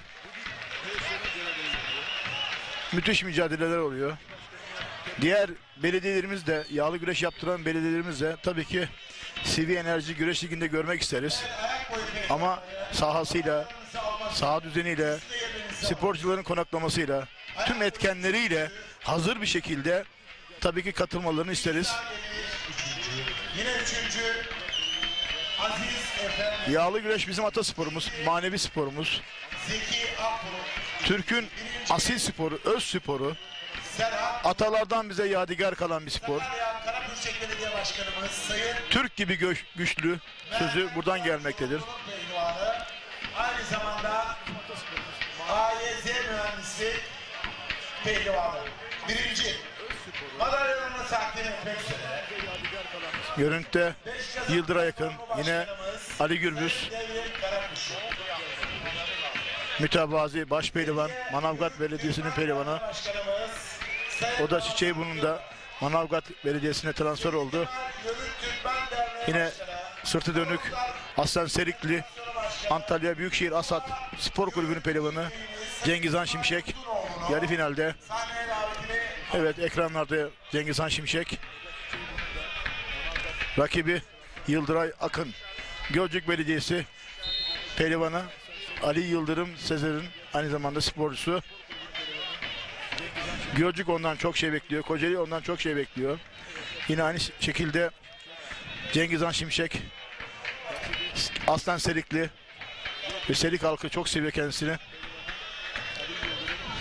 Diğer tarafta Ali Gürbüz, Hüseyin Gümüşalan. Ali Gürbüz rahmetli Recep Gürbüz'ün mahtumu. Rakibi Hüseyin Gümüşalan. O da Hasan Karamürselli. Kocaeli Büyükşehir Kağıt Spor Kulübü'nün sporcusu. Evet. Şenersar yarı final başladı. Ali Gürbüz rahmetli Recep Gürbüz'ün mahtumu. Cafer Ersan değerli büyüğüm de bizleri izliyorlarmış. İyi yayınlar diliyor. Hüseyin Gümüşalan'a başarı dileklerinde bulunuyor. Bakalım finale kimler kalacak? Ali Gürbüz mü, Hüseyin Gümüşalan mı? Cengizhan Şimşek mi, Yıldıray Akın mı?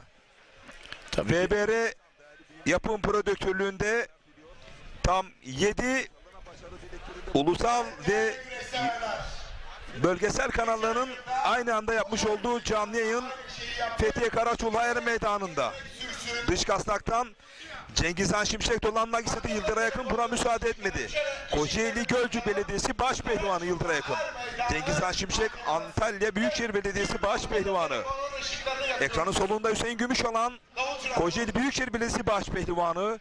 Ali Gürbüz Antalya Manavgat Belediyesi baş pehlivanı.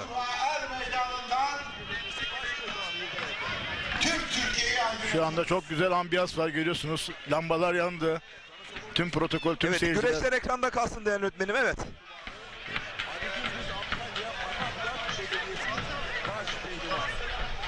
Bizim bir sorumluluğumuz var güreş severler nezdinde. Beline girdi Cengizhan Şimşek. Hemen savuşturdu. Yıldıray Akın. Burada çıkacak sürpriz bir galibiyetin telafisi ve güreş severlerimize özrü asla tamir edilemez, yaralar açar. O yüzden koreografiler kendi alanında cazgırlarımız güzellik katabilirler ama biz güreşten ayrılamayız, uzaklaşamayız.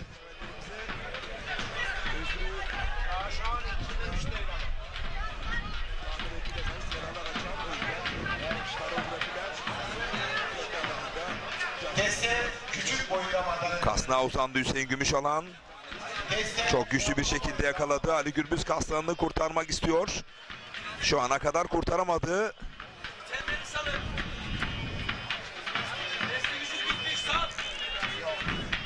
Evet. Şimdi kurtardı Ali Gürbüz.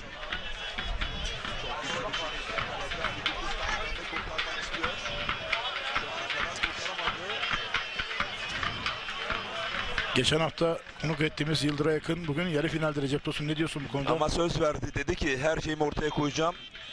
Kumluca'da bir oyun denedim, pahalı ödedim ama bunu telafi edeceğim. Fethiye Karaçoğlu Er Meydanı'nda dedi, sözünü tuttu. Bence podyum ayağına attı. Bu Yıldıray'a yakın tekrar ben geldim mesajını verdi. Evet, kesinlikle katılıyorum. Ekin Türk TV başta olmak üzere World Türk TV, Nokta TV, Fethiye TV, FRT TV ve Muğla TV ortak canlı yayın ağındasınız değerli güreş severler. Ve 5 farklı sosyal medya portalda aynı anda canlı yayınla sizlere ulaştırıyor bu görsel şöleni.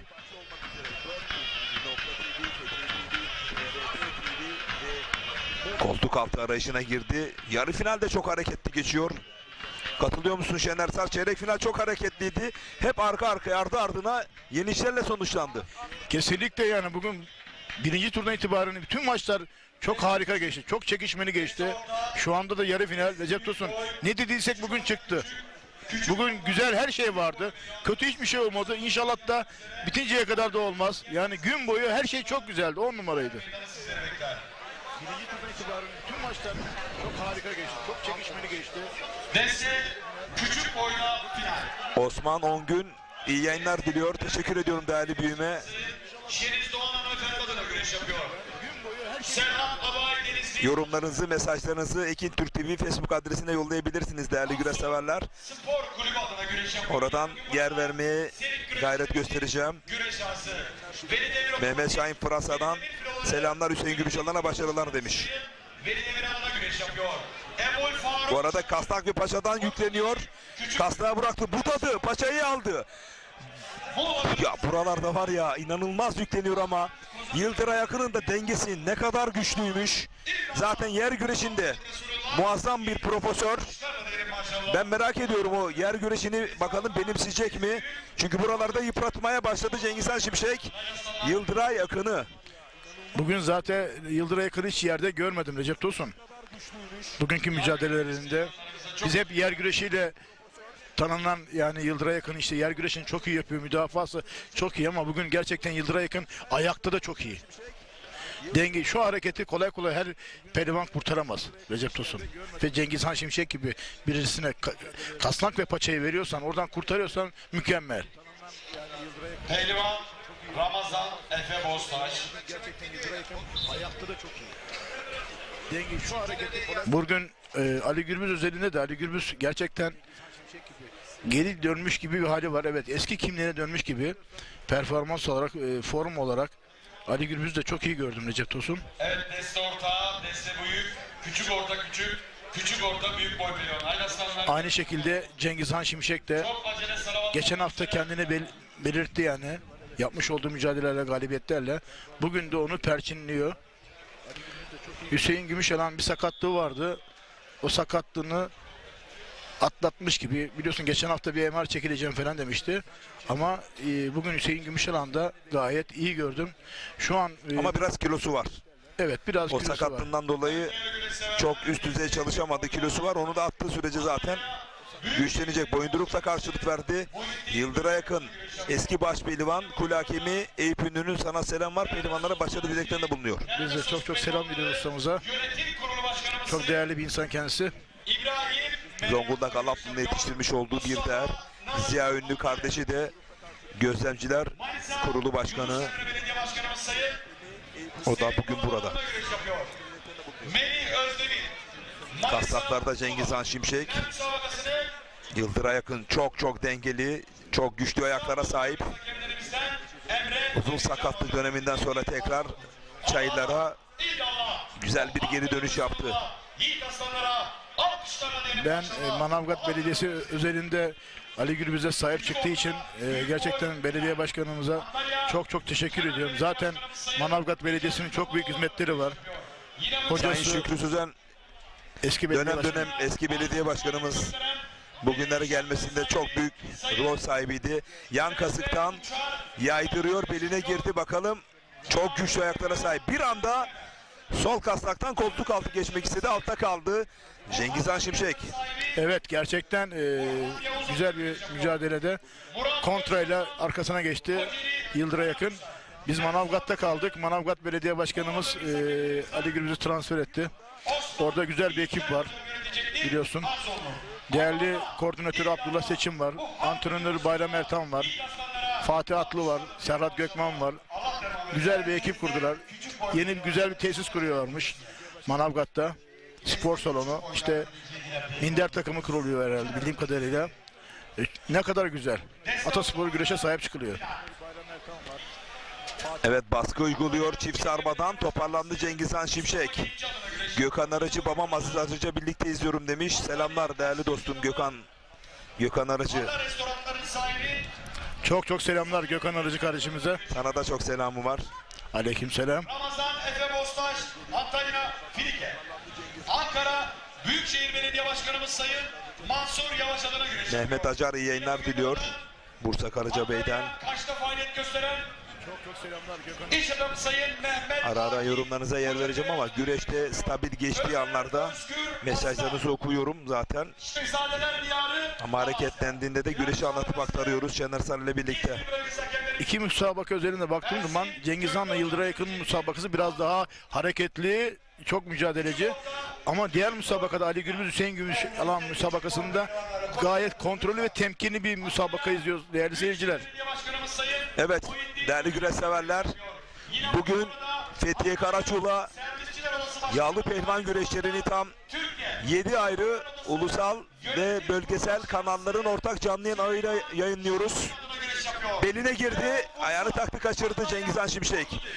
Ekin Türk TV başta olmak üzere World Türk TV, Muğla TV, Nokta TV, Fethiye TV, FRT TV ve 5 farklı sosyal medya portalından da canlı olarak devam ediyor.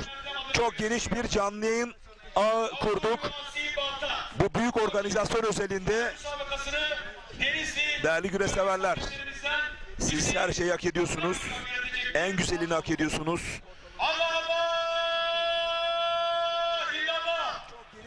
Muhammedur Resulullah. Haydi aziz seyircim, geleceğin baş pehlivanlarına finalde alkışlarla diyelim maşallah. Allah derman versin. Evet deste küçük boylar 3. Kemal Arda Akbaş 3. Yine 3. Halıdere'den değerli büyüğüm İbrahim abim iyi yayınlar diliyor. Selamlar, saygılar yolluyorum değerli büyüğüme. Denizli Merkez Efendi Belediye Başkanı Halıdere Spor Kulübü Başkanımız İbrahim Altuntaş. Kucak dolusu sevgiler. Serhat Abay 1. Yaklaşık 4-5 ay önce güzeller güzeli evladını trafik terörüne kurban verdik maalesef. Mekanı cennet olsun. İbrahim abimiz Allah verdi, Allah aldı dedi. Değerli büyüme ve muhterem hanımefendi eşlerine yürekten gönülden başsağlığı diliyorum. Kolay değil evlat acısı. Allah evlatlarıyla sanımasın kimseyi. O bir güreş aşığı, spor sevdalısı, her zaman yanımızda. Gençlerin yanında. İbrahim Altuntaş böyle bir gönlü güzel büyük abimiz. İnşallah fırsatını bulduğumda seni ziyaret edeceğim Halıdere'de. Cengizhan Şimşek Yıldıray'a yakın arasındaki müsabaka gerçekten korakor geçiyor. Ali Gürbüz çift kasnağa uzandı. Oradan bir koltuk altı. Hüseyin Gümüşalan'ın sol koltuk altına doğru bir hamle yapıp butlar mı? Hayır, vazgeçti. Lapseki Gayrimenkul Yönetim Kurulu Başkanı Seyhan Arslan çardak güreşlerin de altın kemerli eski güreş ağamız iyi yayınlar diliyor. Şu anda Çanakkale Lapseki'de Adatepe köyünde bizleri izliyorlarmış İlhan Dilek ile birlikte ve Mehmet Bakır. Selamlar, saygılar ve hürmetler yolluyorum değerli büyüklerime. Kumlucu'dan Sait Öztürk, iyi akşamlar kardeşim demiş, teşekkür ediyorum. Büyük orta pehlivanlarımız, haydi aslanlar, koç yiğitler çok acele salavatlanmak üzere meydanlar. Hüseyin'e başarılar demiş Mamuş. Gökhan Arıcı Kemer'den Tuncer abimiz iyi yayınlar diliyor. Evet deste orta boy pehlivanları madalyalarınızı almak. Güreş yavaş yavaş puanlamaya doğru evrildi mi senin öngörün Şener Sar kıymetli? Şu anda Ali Gürbüz'den Hüseyin Gümüşalan'daki müsabaka puanlama gibi gözüküyor ama ben Cengiz Han'la Yıldıray arasında herhangi son saniyeye puanlamaya kadar bir hareket olabilir Recep Tosun. Evet, yani. Altın Değer Kasaplar Karapınar'da köy kahvesini izliyoruz. Hüseyin Koca Yusuf'a başarılar demiş. Evet. Deste orta oynamalar. Yine bir hamlesi söz konusu. Cengiz Han Şimşek'in ekranın sağında dış kasnaklara yöneldi. Yıldıray yakın.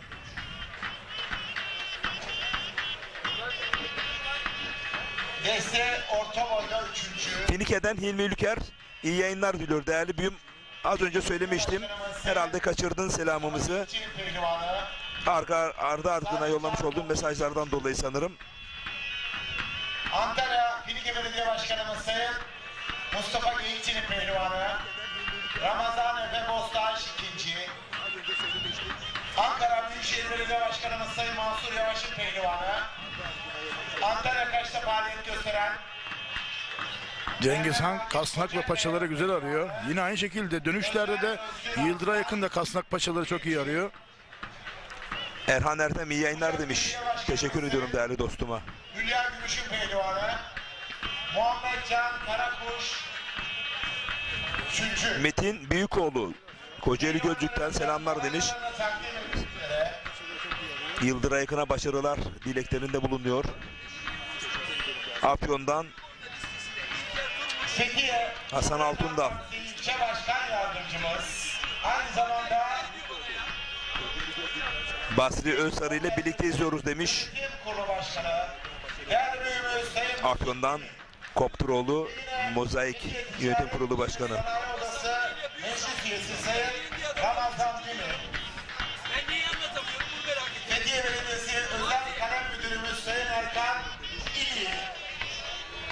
Pehlivanlarımızın Metin Açar iyi yayınlar diliyor. Sağ olsun, var olsun.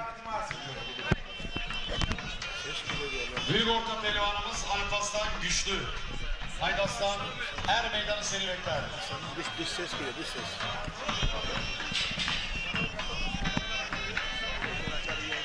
Bursa Dürdane Köyü'nden Halil Doğru değerli büyüğüm.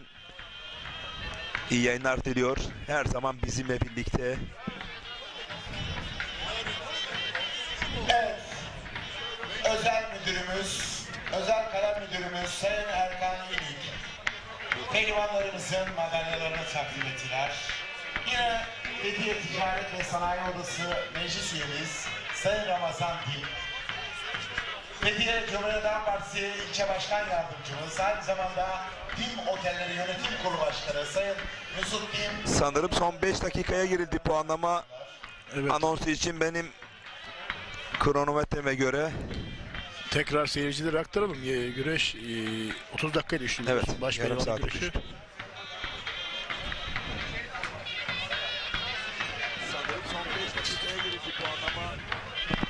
Bunun amacı da yani güreşin hızlanması.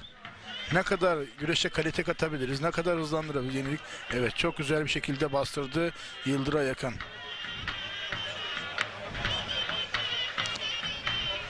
Bugün genel anlamda baş pehlivanları yani güzel yenişler oldu. Güzel oyunlar arıyorlar. Bizim istediğimiz de zaten bu yani. Yani kasnak, paçayı arayacaksın, koltuk altı geçeceksin. Yani yağlı güreşin gerektiren bütün oyunlarını yapacaksınız. Bu da bugün Allah'a şükürler olsun ki tüm baş pehlivanlarımız yaptı. Yani evet, bir kas kanadı mı? Ramazan Dime ve Özel Kalem Müdürümüz Erkan İli'ye teşekkür ediyoruz. Pehlivanlarımızın başarılarını devam ediyoruz. Dediğim gibi Cengiz Han Şimşek Yıldıray Yakın arasında her an bir oyun gelebilir. Bu oyun riskli de olabilir. Yıldıray Yakın da riskli bir oyun denedi. Hemen kontra cevap verdi Cengiz Han Şimşek. Bakalım Cengiz Han Şimşek ne arayacak? Çok özel bir misafirimiz geldi. Atasporu güreş çok seven, pehlivanlarımızı dünya gözüyle değil, gönül gözüyle takip eden Semih Karcı kardeşim. Şu an Er Meydanı'nda Semih Karcı'ya şöyle kuvvetli bir alkış Bu istiyorum. arada Alkış. Yıldıray Yıldır'a yakın ve Cengizhan Şimşek. Peçete ise de hakemden. Tabii ki karşılıklı bu. Centilmenlik. Olması gereken de zaten bu.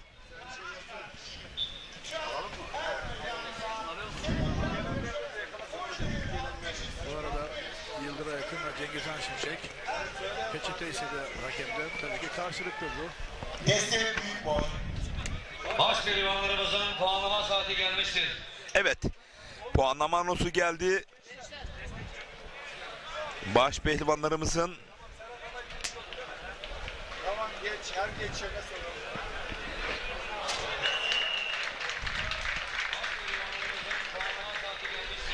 Evet. Evet değerli güreş severler. Fethiye Karaçuva Er Meydanı'nda büyük orta boyunda final. Antalya Manavgat Belediye Başkanımız Sayın Doktor Niyazi Nefri kanatına güreş yapıyor. Yine bugün burada Manisa Akhisar güreşleri güreş almış.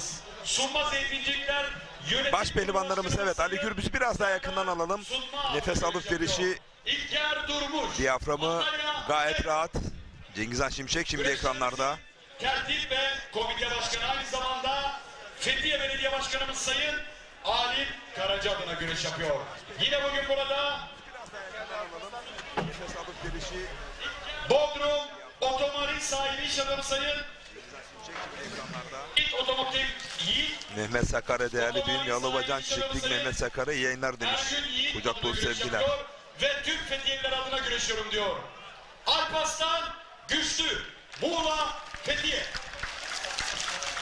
Final müsabakasını Aydın bölgesi hakemlerimizden Veli Eriş hocam yönetecektir. Arz olun. 29 Ekim'de açtın Cumhuriyet'in kapılarını. Tüm dünyaya ezberlettin. Dur! Çanakkale geçilmez destanını. Tokat'ın 15'leri, Aydın'ın efeleri, Karaçuha'nın yörükleri canını verdi. Vermez bir karış toprağını. İşte gençliğin burada. Sen neredesin? Sarı saçlı, mavi gözlü. Ey! Viraj dağıldım. Gazi Mustafa Kemal Atatürk. Kalkacağından bak binlerce koçi selam, dua gönderiyor. Karaçuh'a her meydanında. Cengizhan Şimşek atak başladı. Savuşturdu onun atağını. Allah Allah! Yıldır'a yakın. İlallah! Muhammedur Resulullah! Haydi aziz seyircim, öperim ellerinizden. Büyük ortanın finaline hep beraber alkışlarla diyelim maşallah. Haydi aslanlar! Allah derman Bir mil Evet, küçük orta. Körten köyünden Bahri Erdem iyi yayınlar diliyor. Pehlivanlarımıza başarı dileklerinde bulunuyor. Başkanımız Bahri Erdem değerli büyüğüne Yıldırım'ın pehlivanı. kucak dolu sevgiler Dirmi'de inşallah MKK Grup 14 Haziran'da buluşmak. Sayın Kürşat Karakoyunlu'nun pehlivanı. Mustafa Borucu 3. Antalya Aksu 3. Yine 3. 2. Kocaeli Büyükşehir Belediye Başkanımız Doçent Doktor Paçadan yüklendi. Cengizhan Şimşek sürdü, bastırdı, blok etti ve adını finale yazdıran ilk baş pehlivan oldu. Cengizhan Şimşek değerli güreş severler. Cengizhan Şimşek arasında geçen müsabakada baş pehlivan İlk finalist oldu. Şimşek galip. Cengizhan Şimşek bakın sol eli kasnakta, bir anda sağ elini paçaya doğru. Sağ eli kasnakta, sol eli bir anda paçayı yakaladı. Sürdü toparlanmakta geç kalan Yıldır'a yakın. Bugün için podyumdaki yeri üçüncülükte kaldı. Kocaeli Gölcük Belediye Başkanımız Sayın Ali Yıldırım Sezer'in baş pehlivanı. Sinan Odası Başkanımız Ve Cengizhan Şimşek ilk finalist. Bakalım rakibi Hüseyin Gümüşalan yoksa Ali Gürbüz mü olacak? Gerçekten mükemmel yani sürdü Recep Tosun. Yani hiç bırakmadı, kasnağı paçayı bırakmadı. O anda Yıldır'a yakın yapabilir miydi bir şey?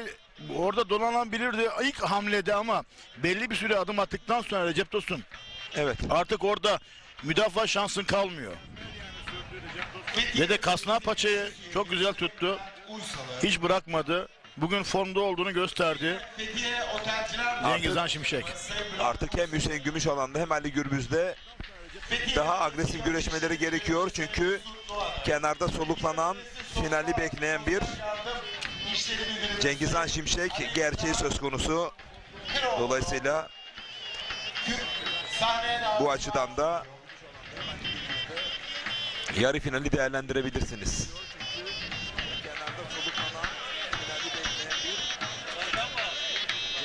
Evet, boylarında dereceye giren, madalyalarını almayan 3. ve yine 3. pehlivanlar. Lütfen kürsünün yanında yerlerinizi alınız.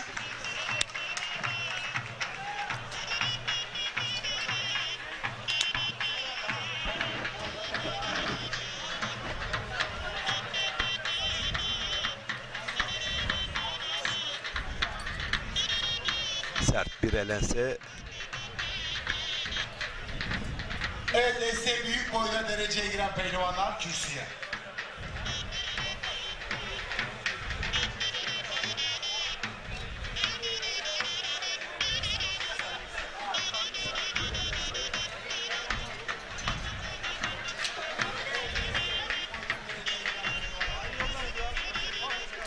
Evet, elense bilmeyerek oldu. Hemen tokalaştılar. Çok centilmen pehlivanlarımız.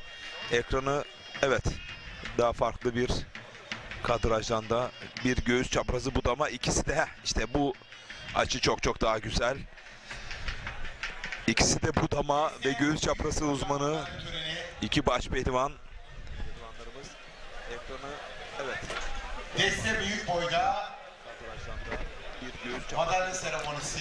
Burası Muğla Fethi Karaçulhaer Meydanı. İkisi de değerli güreşseverler. Baş pehlivanlık yarı final anındayız.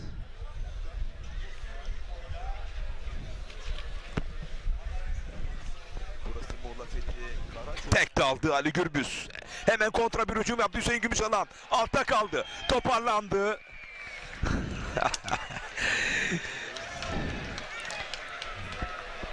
Güzel kaleler görüyoruz Recep Tosun. Yani sezon başı o kadar canlılar ki, o kadar hırslılar ki, ama sezon sonu kolay değil. En az 50 organizasyonda boy gösteriyorlar. Denizli Belaç Belediye Başkanımız Sayın Sezai Bütün. Bu pehlivanlarımızı bu kadar uzun soluklu güreştirmek çok da sağlıklı olduğu kanaatinde değilim. Ben de 36 yıl güreştim.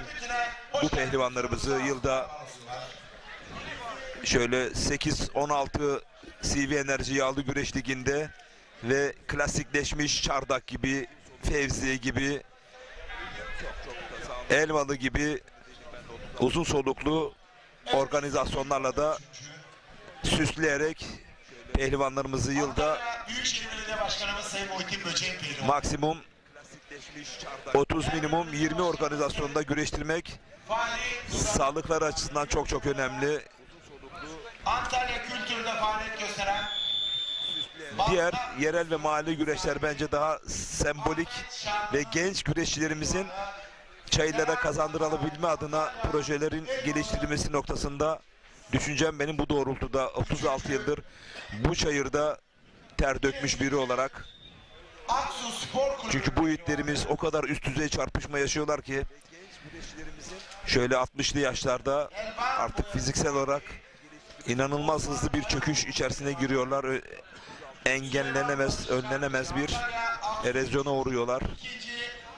Antalya Büyükşehir Belediye Başkanımız Bu kadar güçlü baş pehlivanlar, bu kadar güçlü yapıdaki insanlar 60'lı yaşlarda neden bu kadar hızlı çöküş yaşadıkları, işte yapmış oldukları bu sporun zorluk derecesinden ve yılda en az 50-60 organizasyonda kıyasıya güreştirilmesi hakikaten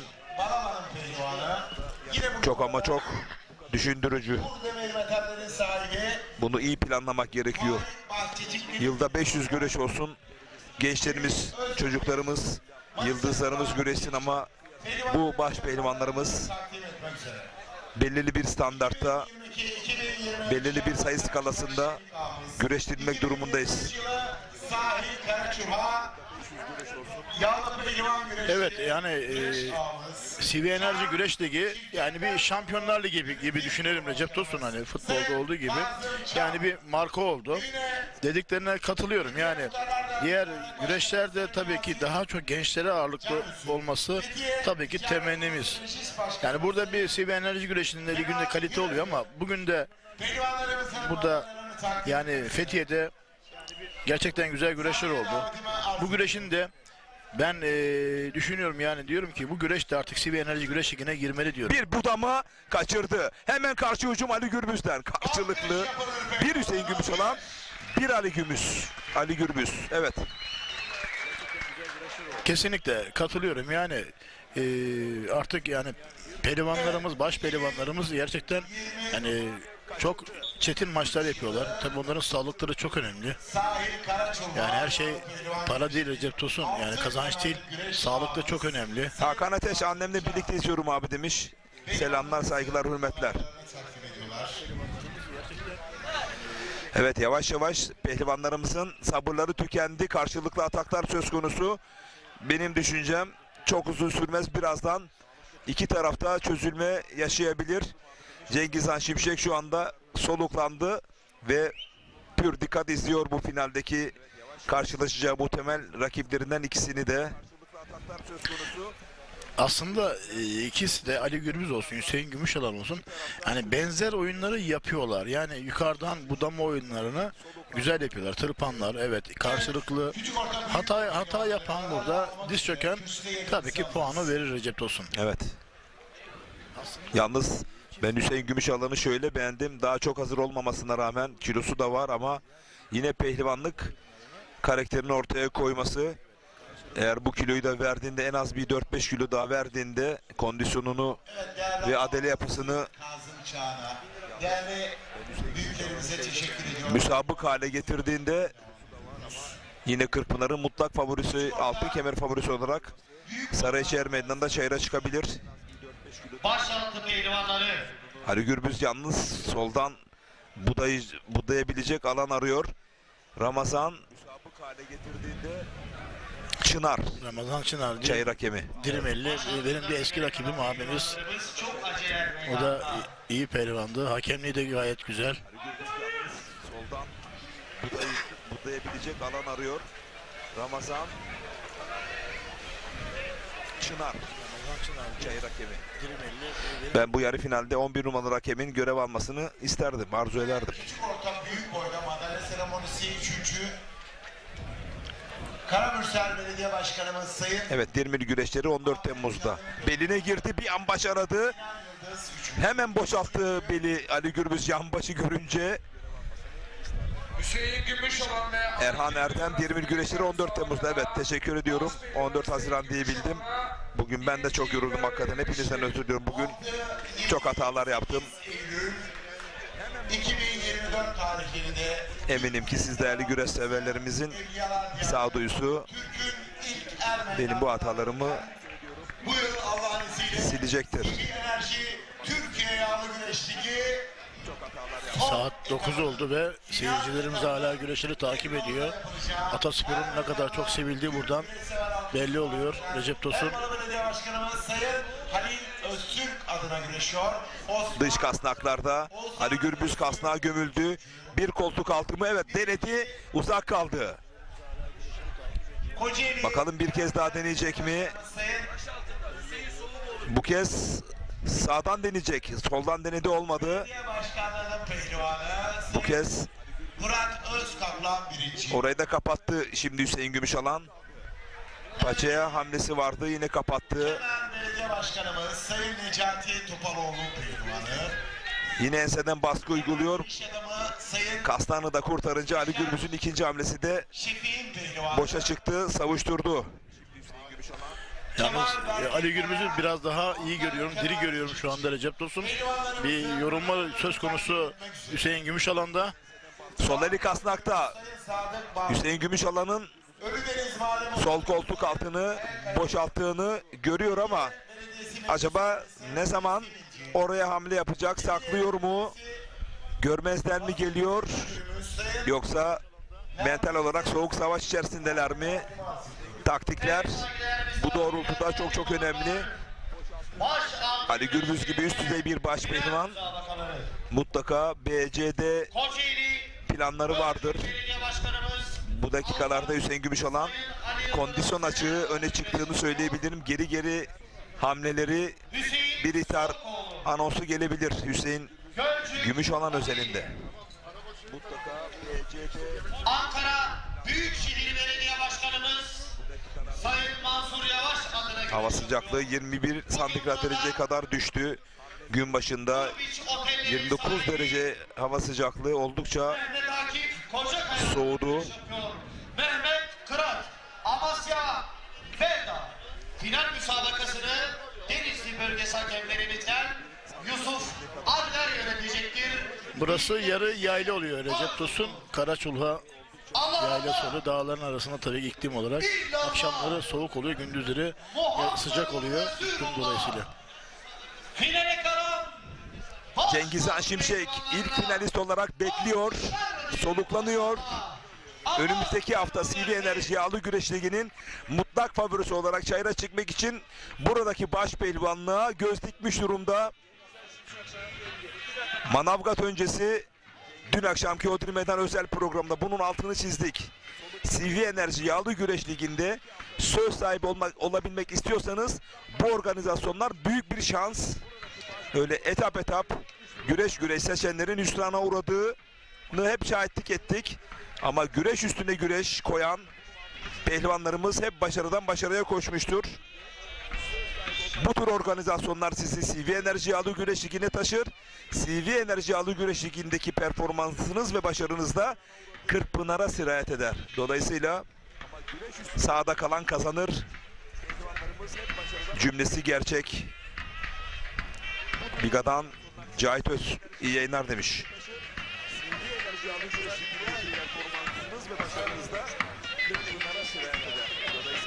Nihat Bozgüney futbol out, atasporumuz budur demiş.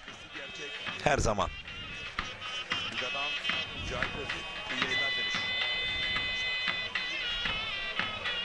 Kule devrimiz çok sağlam bir Nihat Bozgüney futbol out, atasporumuz budur demiş. Her zaman.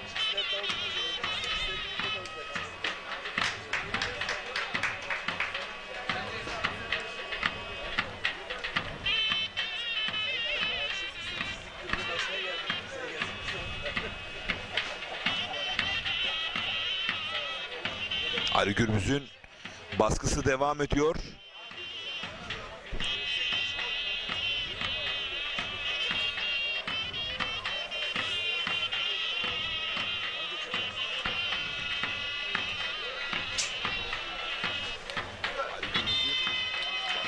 Yine Kasnak'ta kurtardı Kasnak'ını Hüseyin Gümüşalan.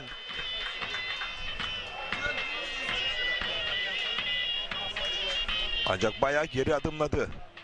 Evet davulcular, değerli güreş severler, bugün gerçekten Fethiye Belediye'mizin tüm birimleri canla, başla bu güreşlerin olması için, yapılması için başından sonuna kadar özveri gösterdiler. Bu anlamda Fethiye Belediye Başkanımız Recep Tosun şu anda dünyadan izleniyoruz. Amerika'dan bile selamlar var. Dünyanın çeşitli ülkelerinden bile yayınımız şu anda izleniyor. Söylemiş olduğum gibi 7 ulusal ve yerel kanallarda canlı yayın olarak canlı yayın ağımızı geniş tuttuk. Muğla TV, Kanal 58, World Türk TV, Ekin Türk TV, Nokta TV, Fethiye TV, FRT TV olmak üzere ve 5 adette sosyal medya portalından canlı olarak yayınlıyoruz. CV Enerji Yağlı Güreş Ligi'ndeki canlı yayın anlayışını Fethiye Karaçullah Er Meydanı'nda da bunu başardık. Kültür Sosyal İşler Müdürlüğü. Hamdolsun Rabbime. Tabii ki bu imkanı sağlayan Sayın Halim Karaca, Fethiye Belediye Başkanımızın telkinleri ve direktifleri doğrultusunda ulaşamadığımız bir güreş sever olmasın. Düsturuyla bizleri görevlendirdi ve biz de birçok Ulusal bazda, yerel bazda yayın yapan kanallarla geniş canlı yayın ağını, yelpazesini genişlettik.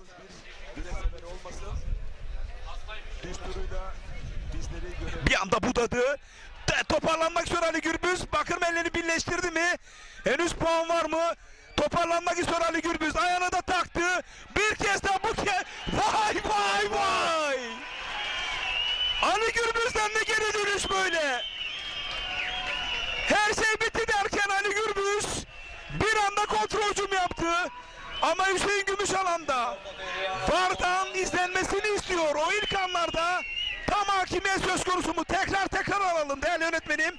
Çünkü ledlerden de izleyecek MHK üyelerimiz, kule hakemlerimiz. Bakın tekrarı geliyor. O ilk anlarda. Evet, burada ellerini birleştirip tam hakimiyet söz konusu mu? Ali Gürbüz buradan nasıl toparlandım? Bakın ayağını da taktı. Vay vay vay, hakikaten bu adam efsane geri dönüşlere imza atıyor, efsane.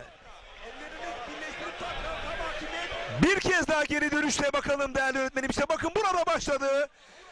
Tam burada tam hakimiyet söz konusu mu? Bellerini kavradı mı? 3 nokta mı? Kule şu anda VAR'dan tekrar izliyor. Bakın. Bir kez daha geri dönüşte bakalım değerli öğretmenim. İşte bakın burada. Vay ya, inanılır gibi değil hakikaten. 2 metreye yakın, 120 kiloyu aşmış iki baş pehlivan devlerin düellosunda neler oldu neler. Orayı versen de ver. Bakın tam burada ellerini bir türlü tam olarak kavuşturamadı. Burada kavuşturdu ama Ali Gürbüz toparlanmış oldu. O bitirici darbesi sol ayağıyla yaptığında Ali Gürbüz bu kez sol ayağını üzerine atmış Hüseyin Gümüşalan'ın. Haydi bakalım, çık işinden çıkabilirsen. Bakalım MHK kule hakemleri nasıl bir karar alacak? Tekrar ekranlara getirin değerli yönetmenim. Şu anda herkes bu kararı merakla bekliyor. Bakalım nasıl bir anons çıkacak. Bakalım. Gördünüz müsabakayı. Öncelikle her iki pehlivanımıza şöyle kuvvetli bir alkış istiyorum. Evet, moral alkışına ihtiyaçları var. Baş pehlivan Ali Gürbüz, rakibi Hüseyin Gümüşalan'a galip. Evet, Ali Gürbüz megastar. O son anlarda yapmış olduğu geri dönüşle bakın tam burada. İki ayağına tırpan vurmasına rağmen sol ayağını havada yetiştirmiş adeta. Megastar Ali Gürbüz finalde Cengiz Han Şimşek'in rakibi oldu değerli güreş severler. Tekrar alalım değerli yönetmenim lütfen. Hakikaten son anları adeta nefesleri kesti. Güreşler Federasyonumuzun Bence bu yılın geri dönüşteki en özel kapışmalarından biri. Eğer bir ödül verilecekse geri dönüşler özelinde bu karşılaşmada Megastar Ali Gürbüz'e verilmeli. 2 kez dönüş yaptı, hatta bir kez de değil. olduğuna karar vermişlerdir. Ama Hüseyin Gümüşalan, sana da helal olsun. Megastar baş pehlivanı bu kadar sezon başında zor duruma düşüren bir pehlivan daha çıkmazdı herhalde. Ama işte o daha tam anlamıyla formda olmaması, kilolu olması, o son anlarda kırılmada biraz daha yavaş kaldı. Ama cesaretinle, özgüveninle, mücadeleci karakterinle gönüllerdeki yerini aldın Hüseyin Gümüşalan. Kule hakemiyeti önünde Recep Tosun, burada Merkez Hakem Kurulu üyelerimiz var. Kule hakemimiz var.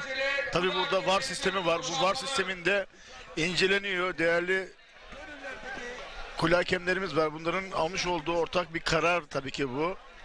Onların almış olduğu kararı tabii ki uymak zorundayız. Biz anlatıcı olarak.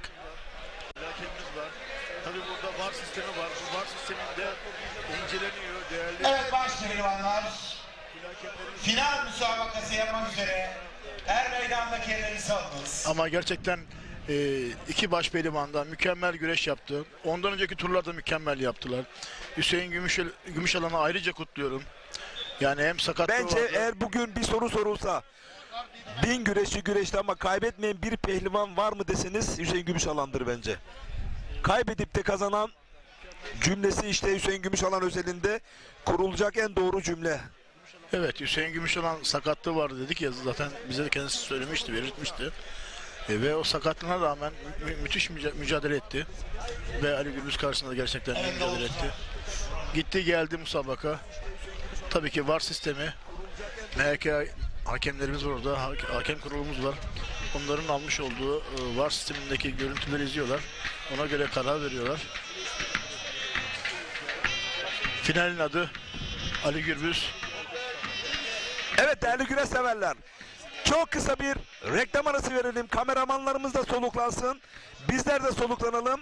Çok kısa bir reklam arasından hemen sonra tekrar Muğla Fethiye Karaçullah Meydanı'nda canlı yayın ağında tekrar karşınızda olacağız. Bizden ayrılmayın.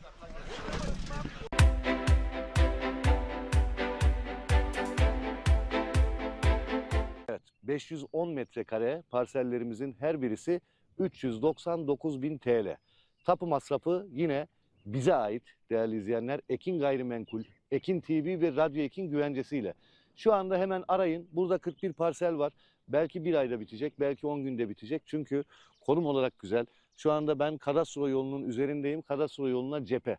Evet, baktığımız zaman Evreşe beldesine yaklaşık 10 dakika mesafede ve Bayramiçi köyüne de yaklaşık bir 3-4 dakika mesafede. Güzel konumda dediğim gibi, manzarası güzel. 0212 594 4 594 telefon numaramız. 0212 594 4 594. Arayın, bilgi alın, yerinizi ayırttırın. Ücretsiz servislerimiz var. Her pazar Beylikdüzü'nden saat 11'de Cumhuriyet Durağı'na yakın ofisimiz var. Ekin Gayrimenkul, oradan kalkıyoruz. Gelin, yerinizi ayırttırın. 0212 594 4 594. Evet, numaramızı verdik değerli izleyenler. Şu anda bunun tanıtımı radyomuz Radyo Ekin 94.4'te Ekin TV ekranlarında dönmeye başladı. Bu projede de yerinizi almak istiyorsanız, kazançlı bir alışveriş yapmak istiyorsanız Ekin Gayrimenkul'ü tercih etmenizi öneriyorum. Pazar günleri ben de geliyorum. Sunumda yine ben de varım. Tapuda ben de varım. Ne yapıyoruz? Geldiniz diyelim, pazar günü beğendiniz. Yeri hoşunuza gitti. Bu sesler zaten dediğim gibi huzur veriyor. Hemen pazartesi girişlerimizi yapıyoruz. Çarşamba günü tapunuzu Gelibolu Tapu Dairesi'nden alıyorsunuz. Tekrar ben numaramızı vermek istiyorum. 0212 594 4 594. 510 metrekare. Evet, her birisi 510 metrekare. Bir hayal kurun. Buraya bir bungalov olduğunu düşünün. Doğa evi düşünün ve bahçeniz, geniş bir bahçeniz var. Burada çoluk çocuk geldiniz, pikniğinizi yapıyorsunuz. Gerçekten tam bir köy havası, Anadolu havası. Özellikle bu kaynak suyu muhteşem bir tadı var. Bunu ben anlatıyorum. Geldiğiniz zaman diyeceksiniz evet, aynen öyle. Ulaşım çok kolay. Dediğim gibi Evreşe beldesi de bundan önceki projemizde orada da satışlarımız oldu, alanlar oldu, kazananlar oldu. Evreşe beldesine 10 dakika mesafede Bayramiçi köyüne, yani burası Gelibolu Bayramiçi köyü. Köye de yaklaşık bir 5 dakika mesafede arabayla. Arazinin başına kadar arabalarımızla gelebiliyoruz. İşte bu kadastro yolunun hemen yanında cephede 41 adet 510 metrekare var. Doğayla iç içe. Ağaçlar, oksijen, arka tarafımız orman. Buradaki manzara hiç kapanmayacak bir deniz manzarası var. Muhteşem dediğim gibi. 0212 594 4 594. Ekran altında fiyatımız da mevcut. Ben de söylüyorum, 399.000 TL. 0212 594 4 594.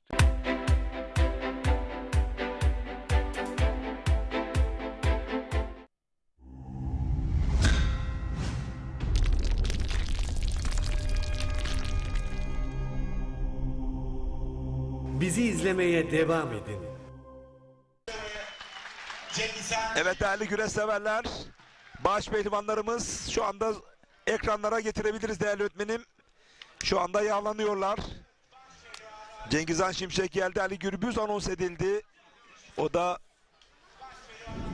evet geldi şu anda. Evet, baş pehlivanlarımıza şu anda başarı dileklerini sunmak üzere. Güreşlerimizin tertip komite başkanı, aynı zamanda Fethiye Belediye Başkanımız Sayın Alem Karaca'yı alkışlarınızla Bunlar bizim güreşçiler değil ki. Alim Karaca Başkanım. Hani? Alim Karaca derler sizin adınıza. Yapmış olduğunuz... Evet, baş pehlivanlarımız final özelinde salavatlanacak. Ama bir yayın kurulu üyesi olarak Türkiye Geleneksel Güreşler Federasyonu'nun bir parçası olarak saat yarımda başlamış olduğumuz bu görsel şöleni bu saate kadar sürükleyebilme adına tüm ekibimizde ve tüm ortak canlı yayın platformda bulunan kanallarla, rejilerle, kameramanlarımızla birlikte Türkiye'deki, Avrupa'daki, dünyadaki tüm güreş severlere ulaşabilme noktasında büyük bir çaba örneği ortaya koyduk. Ve çok değerli Türkiye Geleneksel Güreşler Federasyonu Başkanımız Sayın İbrahim Türkiş, hem şahsıma hem tüm canlı yayın platformunda bulunan an itibariyle herkese teşekkürlerimi iletir misin dedi. İşte federasyon başkanımız bu denli nezaketli ve insani, vicdani değerleri taşıyan, geleneksel anlamda yapmış olduğumuz katkıyı anında bizleri onurlandıran mesajını yolladı. İşte bizim de yorgunluğumuz geçti. Baş pehlivanlar birazdan birinci olacak, kemer alacaklar. Bizim de altın kemerimiz bu işte. Teşekkür ediyorum değerli büyüğüm Federasyon Başkanımız, kurum üst amirimiz Sayın İbrahim Türkiş'e. Tabii ki değerli Federasyon Kurulu yönetimimize. Evet, sözü biz Cazgır Eminger'e bırakıyoruz. Karaçulha Er Meydanı'nda baş pehlivanlığın finaline. Bir moral alkış yapalım şöyle. Pehlivanlarımıza kocaman bir alkış yapalım. Evet, sözü biz Cazgır Eminger'e bırakıyoruz. Antalya Büyükşehir Belediye Başkanımız Sayın Muhittin Böcek adına göre şampiyonuyla bugün burada Antalya döşeme altında faaliyet gösteren Aydın Balgamalar'ın sahibi ünlü iş adamı Sayın Aydın İnce adına göre şampiyon Cegizhan Şimşek Antalya 11-12 Mayıs tarihlerinde tüm güreş severleri Manavgat Er Meydanı'na davet eden çok değerli Manavgat Belediye Başkanımız Sayın Niyazi Nefri Kara adına güreşiyor. Aynı zamanda Antalya Varsak'ta faaliyet gösteren Gönül İnşaatları Yönetim Kurulu Başkanı Sayın Ali Abay adına güreşiyor. 2011, 2012, 2019, 2021 yılları Tarihi Kırkpınar baş pehlivanı Ali Gürbüz Antalya Korkutbeli. Baş pehlivanlık final müsabakasını yönetecek olan hakemimiz Dadaşlar Değeri Erzurum'dan, İzmir bölgesi hakemlerimizden Kahraman Şişman hocama da bir alkış istiyorum. Evet değerli güreş severler, hava soğuk, tek bir maniyle baş pehlivanlarımızı salavatlayacağız. Kıymetli basın mensuplarım, şöyle bir müsaade edin. 300 minareden ezan sesleri midir gelen? 40 davulun sesi midir? Yoksa koca Yusuf mudur gelen? Fethiye Karaçulha Er Meydanı kaynıyor. Antalyalı Recep Gürbüz müdür gelen? Hey! Bir Ramazan Çatal! Duyuyor musun? Karaçulha Er Meydanı'nda kıran kırana güreşler var. Duymuyor musun? Saygılarımı sunuyorum. Allah Allah! İllallah! Muhammedur Resulullah! Baş pehlivanlarımıza şöyle ellerimiz sandalyesine, elleri hazırlayalım. Alkışlar diyelim maşallah! Hay aslanlar! Allah derman versin! Evet, Allah derman versin diyoruz biz de. Bugün son kez Allah Allah nidaları yükseldi. Değerli güreş severler, Fethiye Karaçulha Er Meydanı'nda Ali Gürbüz mü? Cengizhan Şimşek mi? Cengizhan Şimşek mi? Ali Gürbüz mü? Kim nasıl kazanır? Kim nasıl kaybeder? Yorumlarınızı, mesajlarınızı Ekin Türk TV sosyal medya portalına ve diğer tüm canlı yayın platformunda bulunan kanallarımızın sosyal medya adreslerine yollayın. Bizler de yer verelim. Eski milli takım baş antrenörümüz güreşte Yakup Topkuz hocam. Ali ile Hüseyin'i Gümüşova'nın maçını izledim. Gümüşova'nın hakemlerin kararına saygı duyuyorum. Bir anda ellerini birleştiriyor. Bana göre puan lütfen rica ediyorum sende kalsın demiş. Ama bende kalmadı. Yayını anlık okuduğum için. Bir mahremiyeti de ortaya dökmüş oldu. Bugün sakarlığım üzerimde, dilimin sürtmesi, yanlış isimler söylemem ve nihayetinde Yakup hocam umarım bana kızmamışsındır. Senin görüşüne saygı duyuyorum ama katılmadığımı dile getirmek isterim. Eminim ki %50 katılan olur, %50 katılmayan olur ama önemli değil, önemli olan kazanan Türk güreşinin olması Yakup hocam.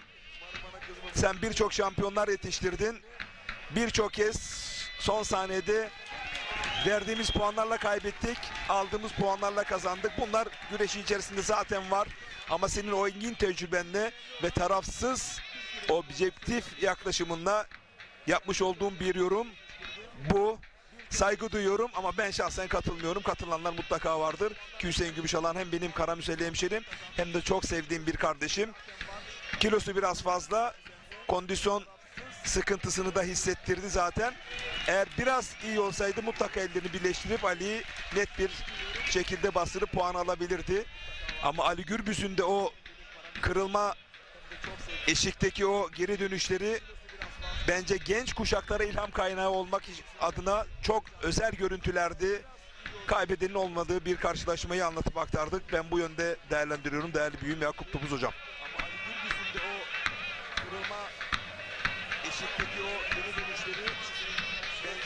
Recep Tosun, istersen iki baş pehlivanın finalin buraya kadar nasıl geldiğini, kimleri yendiğini aktaralım. Ali Gürbüz ilk turda Ali İhsan Batmaz'ı yendi. İkinci turda Serkan Sertürk'ü yendi. Üçüncü turda Süleyman Başer. Dördüncü turda Ali Yanatma. Beşinci turda Mustafa Batu. Altıncı turda Hüseyin Gümüşalan. Cengizhan Şimşek Güngör Ekin'i yendi. Recep Çakır'ı yendi. Yusufcan Zeybek tur atladı. Serdar Yıldırım'ı yendi. Yarı finalde Yıldıray Akın'ı yenerek finale geldi.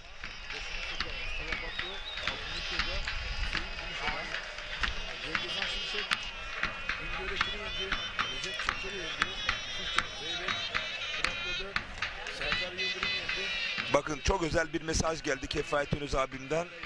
Bu güreşin kaybeden olmaz. Hatta Hüseyin Gümüşalan'ın güreşi dahi birinciliğe layıktır demiş. Ali Pehlivan da Cengiz Pehlivan da hak ediyor. Ali Gürbüz Cengiz'den biraz fazla güreş yaptı. Final özelinde söyleyeceklerim bunlar demiş. Kefaettin Öz abime bu anlamlı mesajı için teşekkür ediyorum. Selamlar yolluyorum Manisa'ya.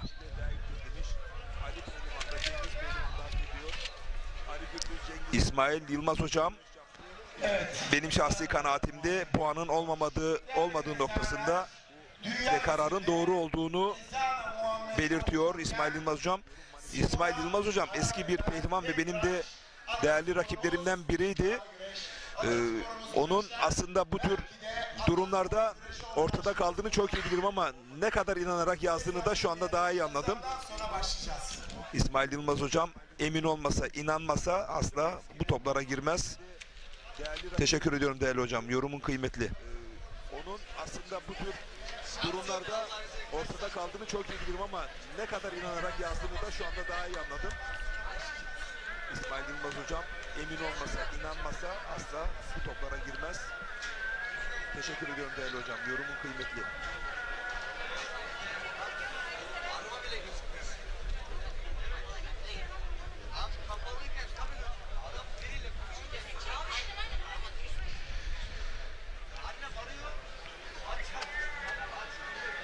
Hüseyin kanatsız mesaj yollamış. Abi bugün güreşi gördükten sonra önümüzdeki hafta nasıl bir heyecan bizi bekliyor demiş. Anlatamam. Ancak ya gelip orada izleyeceksiniz ya da Televizyonlarınızı ayarlayacaksınız. Gün boyu kimseye randevu vermeyeceksiniz. Ambiyan izleyeceksiniz. Anlatamam. Bugün buraya geldiğimizde de Şener Sar'la birlikte gün sonunda kim altın kemere uzanır? Favori isimler var, gençler var. Ortalık alev alev yanıyor. Burada bir isim telaffuz etmek, inanın hepsine haksızlık olurdu. Gördünüz nasıl mücadele ettiler. Kesinlikle yani gençler de çok güzel mücadele etti. Yani koru mücadele üretti. Yani kimin kazanacağı, kimin kazanmayacağı, kaybedeceği belli değildi. Tabii ki şu anda Cengiz Han Şimşek ve Ali Gürbüz finalde yani kardeşçe mücadele ettiler. Yani centilmence mücadele ettiler. Şu anda saat 9.30 Recep Tosun. Yani bu saate kadar hem seyirciler burada, yerlerini terk etmediler. Hava soğudu. Ve bu arada Tufan Topuz hocamın sana çok selam var. Bu yiğitlerimiz kolay yetişmiyor. Kıymetini bilelim. Bunların yapmış olduğu mücadeleler destansı demiş değerli eski MHK başkanımız. Kesinlikle Tufan Topuz. Tufan abiye çok selamlar. Değerli bir ustamız. Doğru söyledi yani. Tufan Topuz hocamın sana çok selam var. Bu yiğitlerimiz kolay Ali Gürbüz ile Cengiz Han Şimşek güreşinde paça kasnaklar kimde olursa o kazanır demiş. İzmir'den Fettah Kuzu ailesi olarak İzmir Kemal Paşa Ulucak'tan izliyoruz demiş. Türkiye'nin dört bir yanından mesajlar geliyor ama inanın hepsine yer vermem çok zor. Erol Eren değerli büyüğüm iyi yayınlar demiş. Çok güzel güreş anlatıyorsunuz. İyi ki varsınız. Sen iyi ki varsın. Kimse yokken sen vardın. Bu sahalarda çok emek verdin Erol Eren ustam. Senin vermiş olduğun emeğin %1'ini bile daha biz veremedik. Burada Mehmet Öztürk ustamıza da kucak dolusu selam gönderelim kendisi. Evet. Kimse yokken sen vardın. Bu sahalarda çok emek verdin Erol Eren. Evet Davut Fırat, Buralı baş pehlivanlarımız final müsabakası yapıyorlar. Evet, final mücadelesi başladı. Saatlerimizi de kurduk. Şimdi güreşe çok büyük bir ilgi var aşağıdan.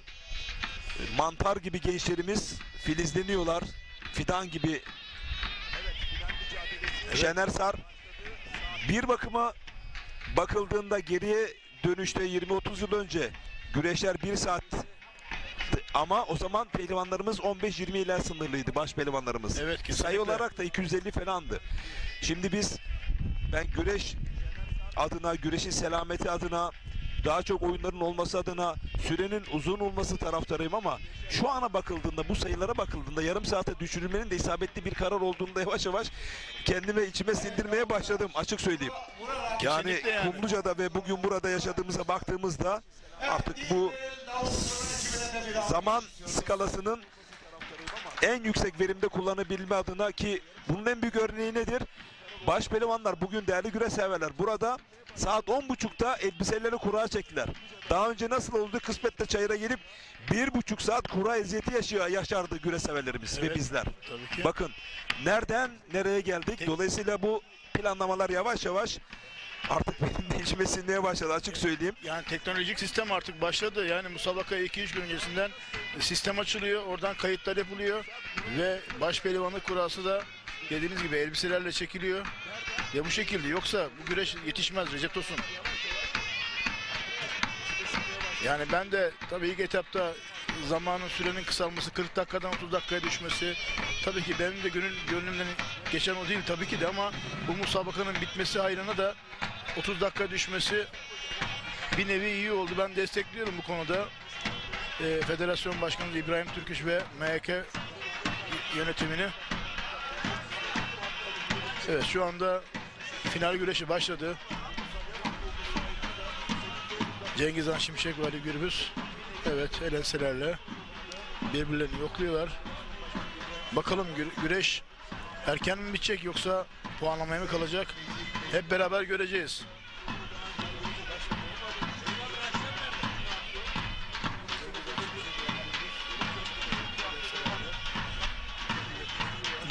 Gerek MHK kurulu başkanı, MHK yönetimi ve burada görev yapan hakemler gerçekten hepsi birbirinden değerli. Artı burada bir VAR sistemi var. 3 noktadan görüntü alıyor ve onların almış olduğu kararlarla karar veriliyor değerli seyirciler. Bunu bir kez daha aktaralım.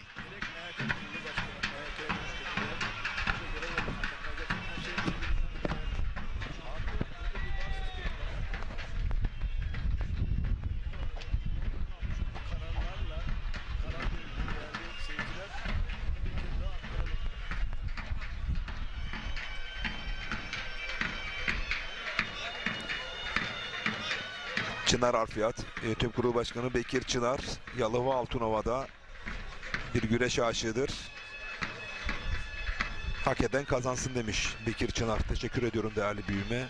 Abdülkadir Saraççı değerli hocam.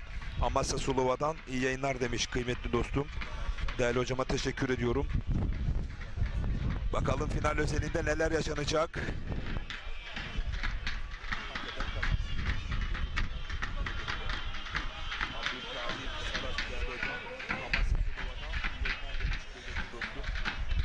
Aynı anda diğer boylarında finalleri, başaltı finali bitti. Sanırım şu anda büyük orta finali var. Evet şu anda büyük orta finali var. Alparslan Güçlü, İlker Durmuş. O da puanlama güreşinde. Sanırım şu anda Recep Tosun. büyük orta finali var. Yani alt boylarda da çok hareketli güreşler oldu. İddialı isimler mücadele etti. Bugün binin üstünde pehlivan vardı burada. Bunu da burada belirtelim yani. Ben 2 haftadır Merkez Hakem Komitesi ve kule hakemlerinin, meydan hakemlerinin, cetvel hakemlerinin muazzam bir birlikteliğini, uyumunu gördüm, şahit oldum. Kolay değil. Geçen hafta bir günde 1300, bugün bir günde 1000 güreşçi. Mümkün değil. Ama olmaz denilenler bir hayata geçiyor. Federasyonumuzun kurumsal işleyişi tıkır tıkır işliyor. Ben Muğla'da, Fethiye'de, Kadıköy'ünde, Yukarı Karaçula'da, Göcek'te çoğu yerde güreş yaptım. İnanın ki yani ilk defa yani bu kadar daha güzel ve düzenli, tertipli bir güreş görüyorum. Recep Tosun. Vallahi emek veren, dert edinen, çaba sarf edeni Rabbim mutlaka mükafatlandırıyor. Asla ama asla emekleri zayi etmez Yüce Yaradan Rabbimiz. Hele hele dualı spora hizmet etmekse şiarımız, bunun mutlaka bir karşılığı olacaktır. Çaba sarf edeni Rabbim mutlaka organizasyonu tertip etmek için var olanlar değil, organizasyonun hafızalarda yer alabilmesi noktasında bir tuğla üstüne tuğla koyanların emeği mutlaka bir şekilde kalplere yazılır. Organizasyonun hafızalarda yer alabilmesi noktasında bir tuğla üstüne tuğla koyanların emeği mutlaka İki pehlivan da kasnaklardan güzel yokluyor. kalplere yazılır. Burada iki farklı stil var. Ali Gürbüz yapacak yukarıdan budamalarla, göğüs çaprazıyla. Cengiz Han Şimşek ise kasnak ve paçayı alıp sürmesi. Yunus Eren Bildik Sakarya'dan iyi yayınlar demiş, teşekkür ediyoruz. Yunus Eren bildi. Ali Gürbüz'ün yorgunluğu hakikaten sen de gözlemledin mi? Evet Recep. Hüseyin Gümüşalan çok yıprattı Ali Gürbüz'ü, açık söyleyeyim. Yarı finale kadar Ali Gürbüz zaten puanlamalarda yıprandı. Serkan Sertürk'le özellikle yapmış olduğu mücadelede Süleyman Başar'la, ama Hüseyin Gümüşalan bayağı zorladı Ali Gürbüz'ü. Cengiz Han Şimşek'te Serdar Yıldırım'la yapmış olduğu mücadelede herhalde nabzı en çok yükseldiği karşılaşma oydu. Ve burada da zorlu bir finale tutuştu iki yiğidimiz.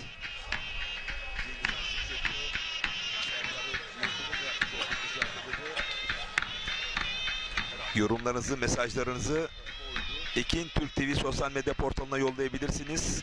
Ve aynı zamanda Muğla Türk TV, Kanal 58, Bird Türk, Nokta TV, Fethiye TV, FRT TV ve aynı zamanda 5 sosyal medya portalı olan Güreşin Hakkını Verenler, Er Meydanı, Yağlı Güreş Pehlivanları, Er Meydanı Yiğitleri, Yağlı Güreş Şampiyonlar Ligi ve Pehlivan TV'ye mesajlarınızı da yollayabilirsiniz. Bugün 7 ulusal ve yerel bazda kanallarda ve 6 farklı sosyal medya portalında Fethiye Karaçulla güreşlerini tüm güreş severlere ulaştırma noktasında çok büyük çaba ve gayret sarf ettik. Umarız bunu başarmışızdır. Takdir sizlerin, değerli güreş severlerimiz. Eski başpehlivan Davut Aslan iyi yayınlar diliyor. Selamları var. Bize kucak dolusu selamlar diliyoruz. Davut Aslan ustamıza. O da Mustafa Arslan'ın muhterem babası ve Türkiye Gençler Güreşler Federasyonu Yönetim Kurulu üyemiz Alparslan Arslan'ın da babası.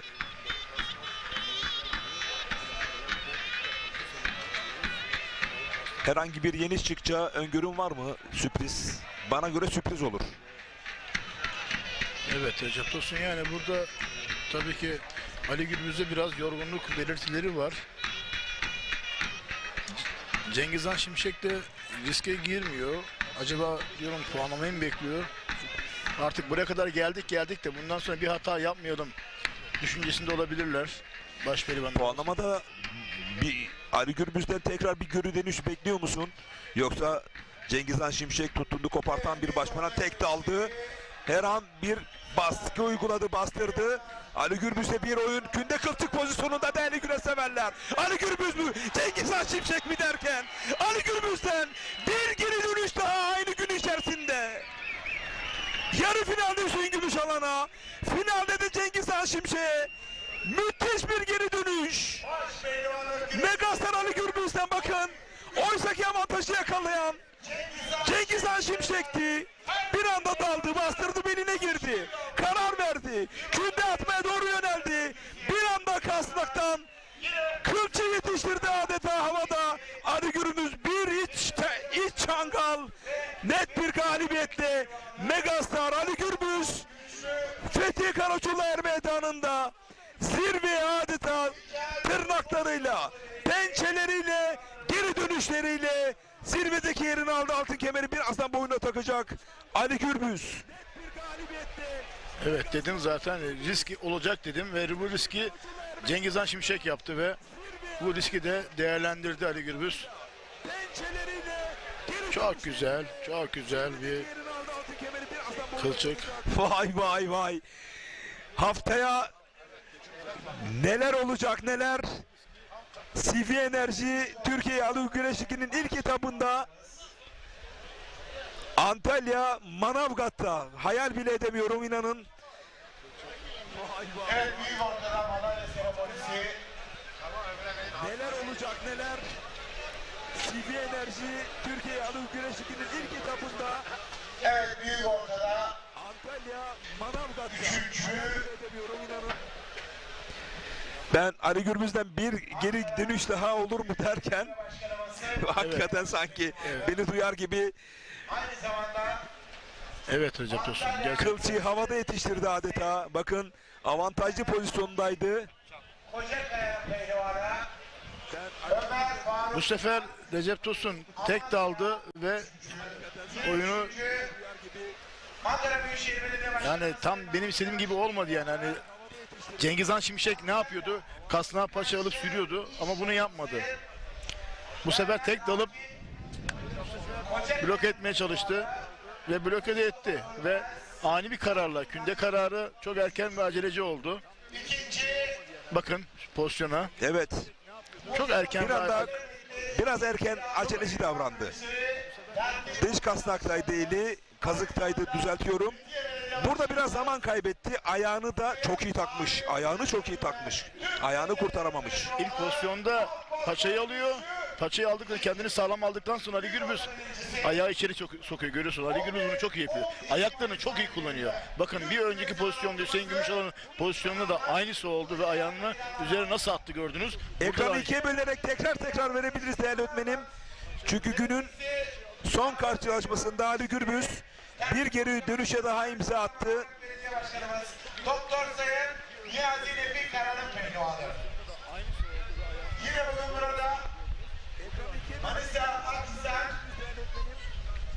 güreş avımız. Sultan eğitimcilikler yönetim kurulu başkanı. Bu arada büyük orta kürsü yapanlar da ekranlarda. Evet.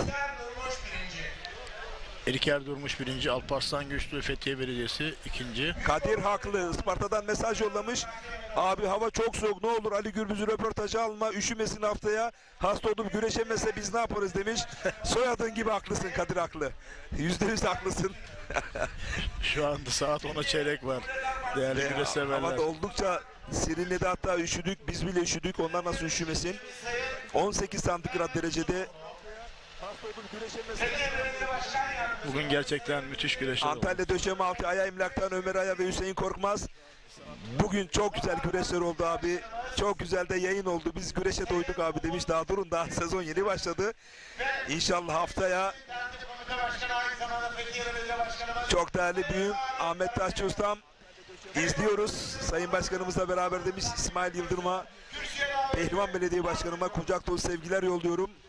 İnşallah en kısa sürede ziyaretine geleceğim. Hayırlı olsuna, Allah nasip ederse. Biz de ustamıza, Ahmet Taşçı ustamıza selamlarımızı gönderiyoruz. Yine İsmail Yıldırım Başkanımıza da aynı şekilde kucak dolusu selamlar.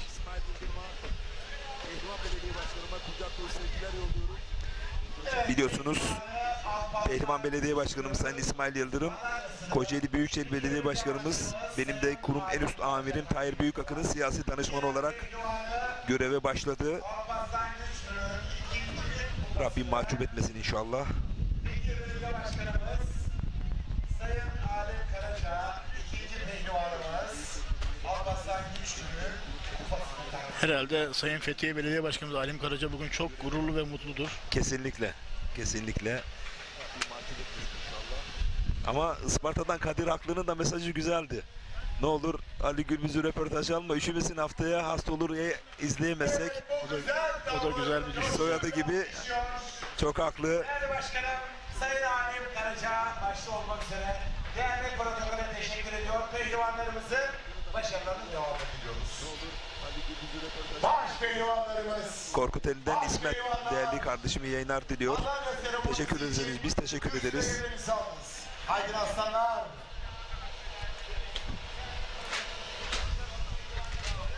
İstanbul Şile'den Hüseyin Sevinç abimiz iyi yayınlar demiş. Teşekkür ediyoruz bütün gün güreş ziyafeti sunduğunuz için demiş. Ne demek değerli büyüğüm. Biz sizler için varız. Biz güreşin ancak hizmetkarıyız.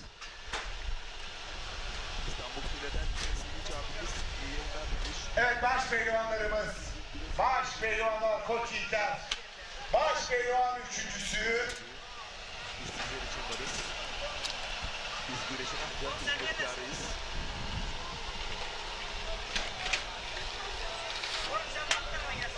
Gölcük Belediye Başkanımız Avukat Sayın Ali Yıldırım Sezer'in pehlivanı. Evet, hafta içerisinde Hodri Meydan programımızın canlı yayın konuydu. Yıldıray Akın abi söz veriyorum demişti. Fethiye Karaçular Meydanı'nda her şeyimi ortaya koyacağım. Bugün üçüncülükte podyumdaki yerini aldı. Onun adına çok sevindik çünkü Türk güreşi kazanıyor. 2 yıldır sakatlıklarla boğuştu. Şimdi tekrar podyumlara, yarı finalleri koklamaya başladı. İleriki haftalarda finaller, altın kemerler Yıldıray özelinde mutlaka gelecektir. Hüseyin Gümüşoğlan'a da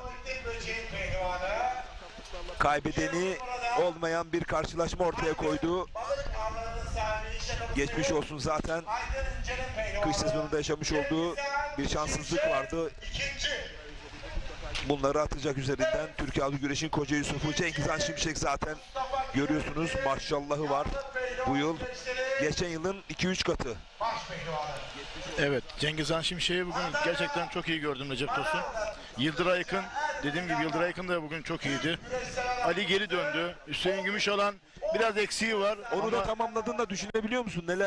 Neler olacak neler? Bence Manavgat güreşi daha bir hazır şekilde gelecekler diye düşünüyorum. Daha çetin bir mücadele olacak. Hata yapanlar bu sefer hata yapmayacak Recep Tosun. Evet. Kesinlikle buradan söyleyebiliriz yani. Antalya'da faaliyet gösteren Gönül İnşaatlar Yönetim Ama burada bugün yeni yıldızlar doğdu. Yeni yıldızlar doğdu. Serdar Yıldırım'ın yapmış olduğu güreşler. Serdar Yıldırım geçen hafta zaten rüştünü ispatladı. Orhan Okulu gibi büyük bir ismi mağlup ederek bugün de çeyrek finale kadar apolet taktı yani. Yani bugün şunu dedi. Ben her organizasyonda ilk 8'deyim, ilk 4'teyim. Artık beni listenin başına yazın. Evet. Kesinlikle. Kesinlikle yani. İşte o Serdar Yıldırım geçen hafta biz onu canlı yayına almasaydık belki kumluca güreşine güreşemeyecekti, kendini gösteremeyecekti. Biz Hodri Meydan programını aldık. Dedi ki Serdar Yıldırımsız bir organizasyon olmaz.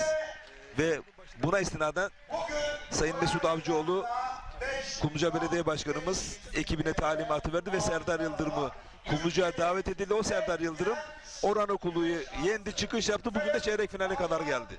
İşte kazanım böyle olur. Bu tesadüf değil. Gençlerimize şans tanıyalım. Ben bir iki isim daha söyleyeceğim. Yine benim öğrencim, eski öğrencim Seçkin Duman da bugün iyiydi. Ama onun da bir çeyrek finalleri koklaması, yarı finalleri podyumlara doğru. Ben ileriki musabakalarda çıkacağını düşünüyorum. O ışığı verdi. Evet, o ışığı verdi. O ışığı verdi. Bugün... Sanırım 2-3 hafta sonra bir yerde podyuma çıkarsa şaşırmam. Tabii ki. Bir de Osman Kan'la ilgili özel bir şeyim var. Musabakadan sonra gördüm onu. Ustacığım dedi, daha iyi olacağım dedi. Göreceksin dedi. İnşallah sakatlanmaz. Beni Manavgat'ta seyret dedi. Çünkü çok cesur güreşiyor, karışık güreşiyor. İnşallah sakatlanmaz. Yani iyi hazırlanırsa zaten, güçlü olursa sakatlanmaz. Ya bir hem seyirci olarak hem bir basın mensubu olarak gerçekten onu anlatmak çok keyifli. Çok keyifli, heyecanlı. Çok güzel musabakalar oldu. Ben buradan Alim Karaca Başkanımı tebrik ediyorum. Recep Tosun. Hemen kapanışı yapacağız değerli güreş severler. Hiç röportaj almayacağız. Çünkü pehlivanlarımız zaten çok sürdü. Bakın federasyonumuzun, MHK'nin talimatnameler ve yönetmelik doğrultusunda yapmış olduğu açıklama sonrası 4 baş pehlivanımız da kısmetleriyle hava soğuk olmasına rağmen podyumdalar. Kesinlikle böyle olması lazım. Zaten federasyonun da almış olduğu bir karar zaten. Bundan sonra dedi yani kürsüye çıkıyorsan kısmetine çıkacaksın. Evet değerli güreş severler, bugün Muğla Türk TV, Kanal 58 World Türk TV, Ekin Türk TV.tv, Fethiye TV, FRT TV, Yağlı Güreş, Şampiyonlar Ligi sosyal medya portalı, Er Meydanı Yiğitleri portalı, Yağlı Güreş Pehlivanlar, güreşin hakkını verenler ve Er Meydanı sosyal medya portalıyla bugünkü organizasyonun canlı yayın ağı artık sonuna geldik. Bugün için yayında ve yapımda emeği geçen tüm yayıncı kuruluşlar adına siz çok değerli güreş severlerimize, hepinize mutlu akşamlar diliyorum. Haftaya Manavgat'ta CV Enerji Türkiye Yağlı Güreş Ligi'nin ilk etabında buluşmak ümidiyle hoşça kalın, dostça kalın. Allah'a ısmarladık. Mutlu akşamlar Türkiye.